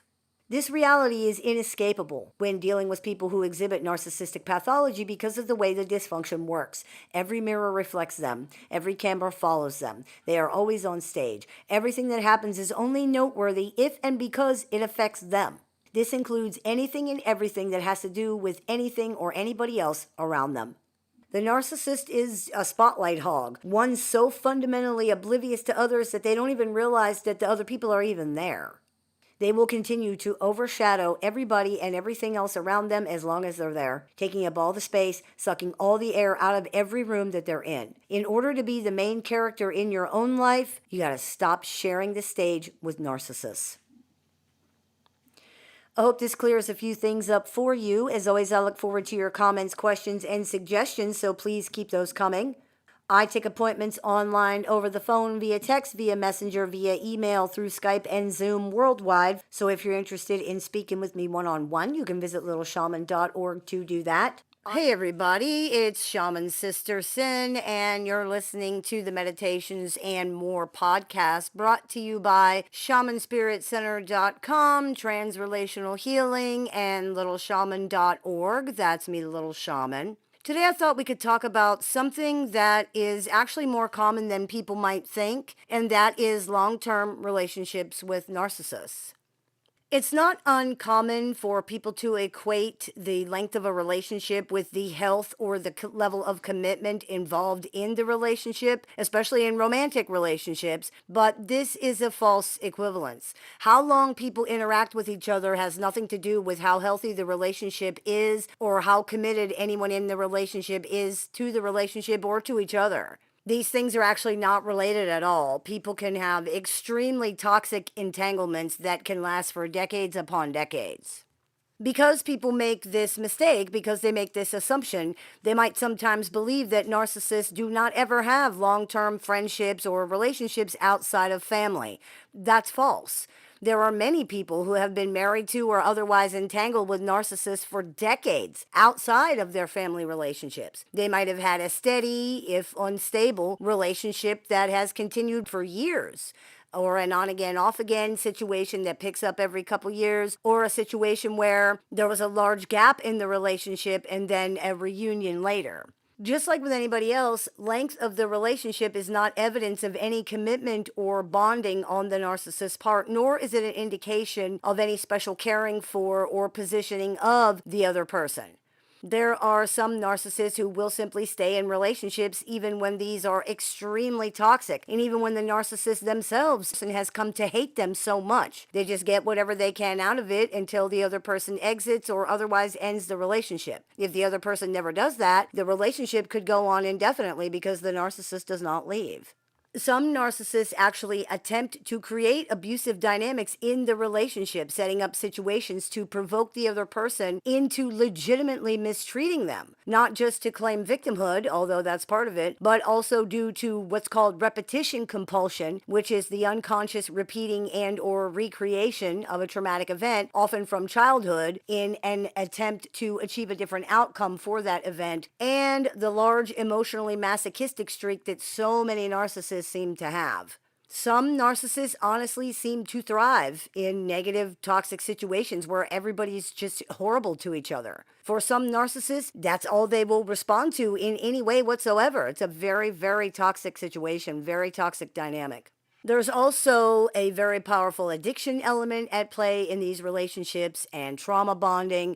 With these types of dynamics involved, it is perhaps not out of line to say that many toxic relationships could easily last longer than healthy ones because they are much harder to exit. People who have been in decades-long entanglements with narcissists often have a different perspective on the relationship and the narcissist than people who have not. Those who have been around for years and years have often had the opportunity to see the years-long cycles that we commonly find of this personality's level of functioning.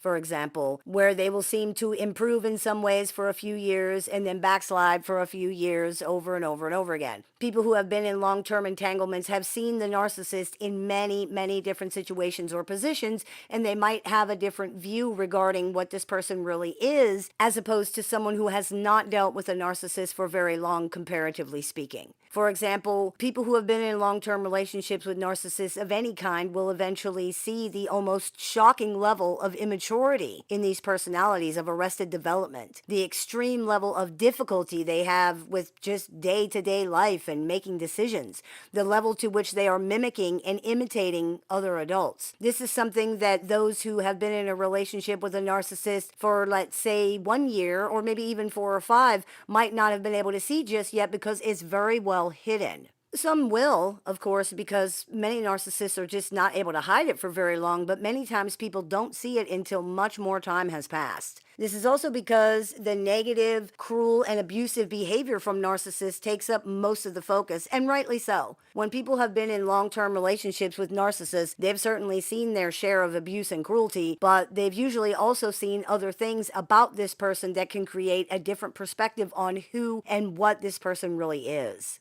For example, there's often some pushback regarding the idea that narcissists are generally terrified, miserable people. This makes sense because many people have only so far seen things that just make that sound ridiculous. They see a person who cares about nothing, who is affected by nothing, or maybe who even delights in upsetting and hurting other people, who appears to go through life without a care in the world. But when we are around them every day for years and years and years, we eventually see that this too is a mask of sorts. Not to say that it isn't real, but it's not the whole of the reality. You can think of it like 18-karat gold plating on jewelry. It is real gold, but it's also just a surface layer covering up what else is there. The gold plating is real, but it's not the reality of the piece of jewelry at all. Eventually, the plating wears off, and when it does, you can now see what was underneath of it all along. There's also a common perception that in the Jekyll and Hyde dynamic, the quote good side is fake and the quote bad side is real. But when people have been around narcissists for decades upon decades, they very often can see that neither of these things are really real at all. Not in the way that people with stable identities perceive and understand the concept of who somebody really is. In that context, it's all fake. But it's often necessary to be around someone for quite a while before the depth, the fundamentality of this masquerade can even be seen, let alone truly understood. And of course it takes years and years and years. It often takes people that long just to understand that this kind of thing can even exist, let alone be able to see it for what it is, especially when it's being perpetrated on hiding it, whose entire being is structured around that. It's even worse for people with pathologically narcissistic parents. By virtue of their position, parents are assumed to be more mature, more stable, more knowledgeable. They are assumed to be adults, in other words. It can be a tremendous shock for people to find out that they have likely been more mature and stable than their own parent since they were like 5 or 6 years old. It can take years for people to see this and even longer to understand and accept it. This is a very large thing for the brain to try to grapple with, and it can take a very long time.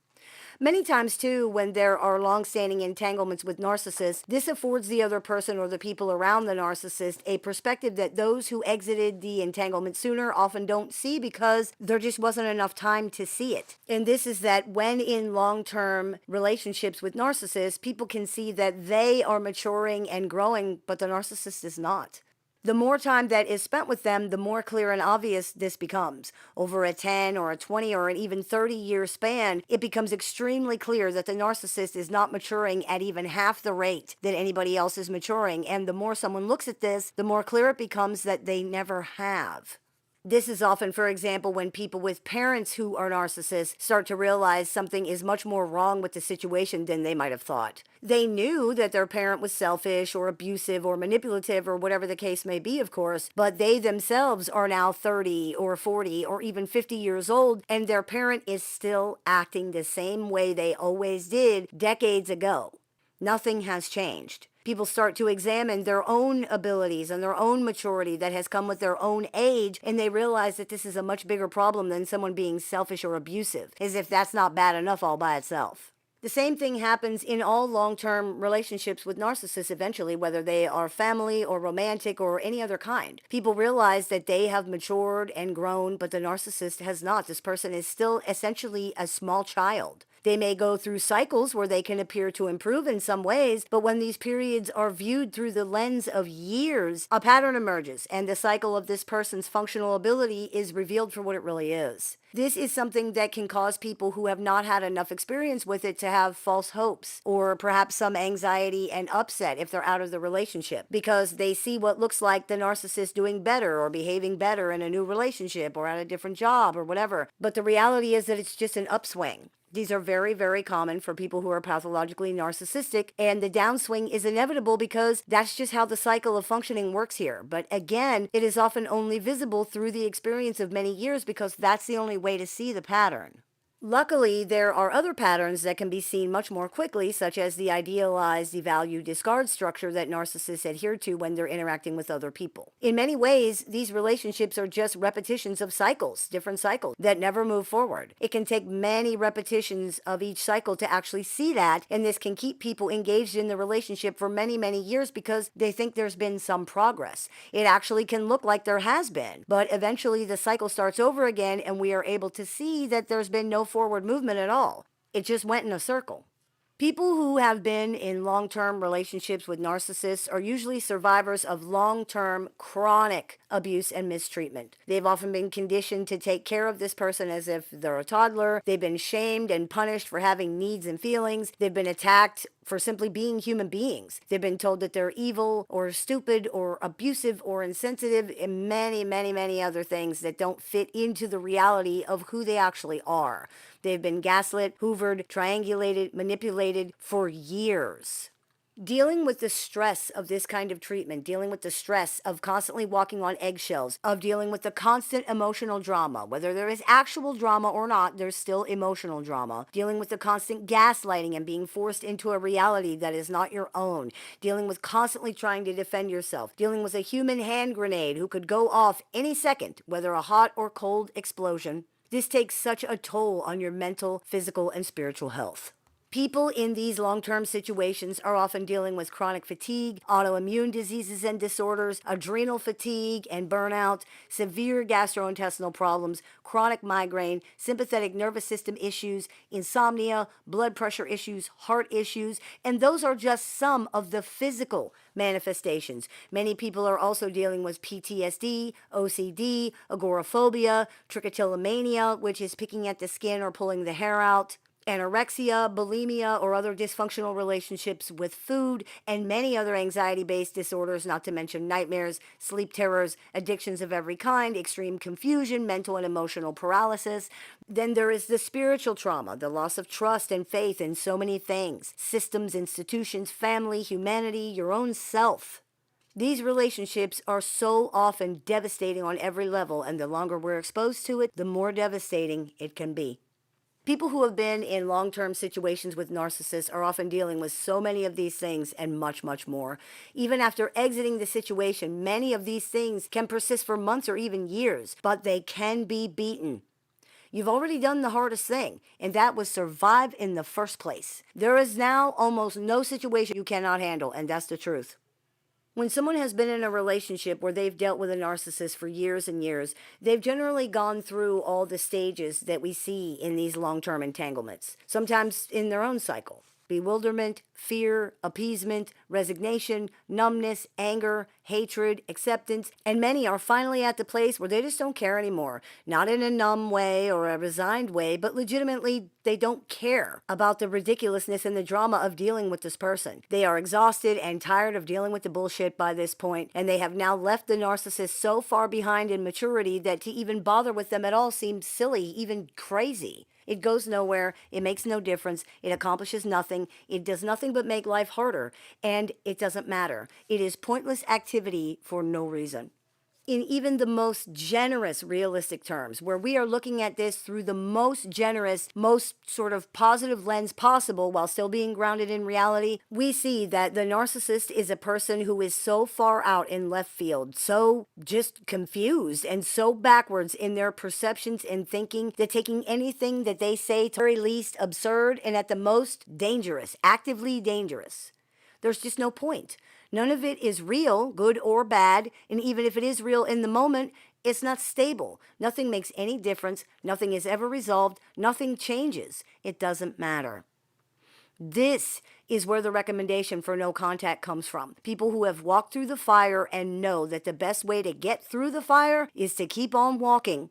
People will sometimes hear the information shared in these videos and they will respond with, well, that's easy for you to say. No, it's not. It's not easy to say at all for anybody. And it was very, very hard and painful to learn. But it is what it is. And millions of people having the same experience for centuries have all come to the same conclusion here. Nothing else works. There's nothing you can do about this situation except to accept it, learn from it, and move on. I hope this clears a few things up for you. As always, I look forward to your comments, questions, and suggestions, so please keep those coming. I take appointments online, over the phone, via text, via messenger, via email, and through Skype worldwide. So if you're interested in speaking with me one-on-one about this or anything else, you can visit littleshaman.org to do that. I teach workshops, seminars, and clinics throughout the year, so if you are interested in seeing what we're running this month, you can visit littleshaman.org to do that. I have several books in publication. If you're interested in getting a copy, you can find them on Amazon, and you can find them on littleshaman.org. And if you're interested in joining our support group with access to exclusive content, weekly support meetings, and more, you can visit littleshaman.org to do that as well. You have been listening to the Meditations and More podcast brought to you by shamanspiritcenter.com, Transrelational Healing, and littleshaman.org. That's me, Little Shaman. May the Great Spirit bless you. Have a beautiful day. If you've been struggling through dealing with or recovering from an unhealthy relationship with a narcissist or other toxic personality, the Little Shaman has a catalog of over 500 YouTube videos designed to support your journey from discovery to recovery.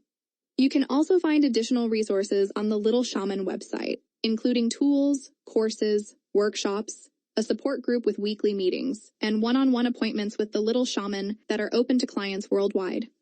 There's even an AI chatbot built and trained exclusively by the Little Shaman using her work that can answer questions 24 hours a day, 7 days a week.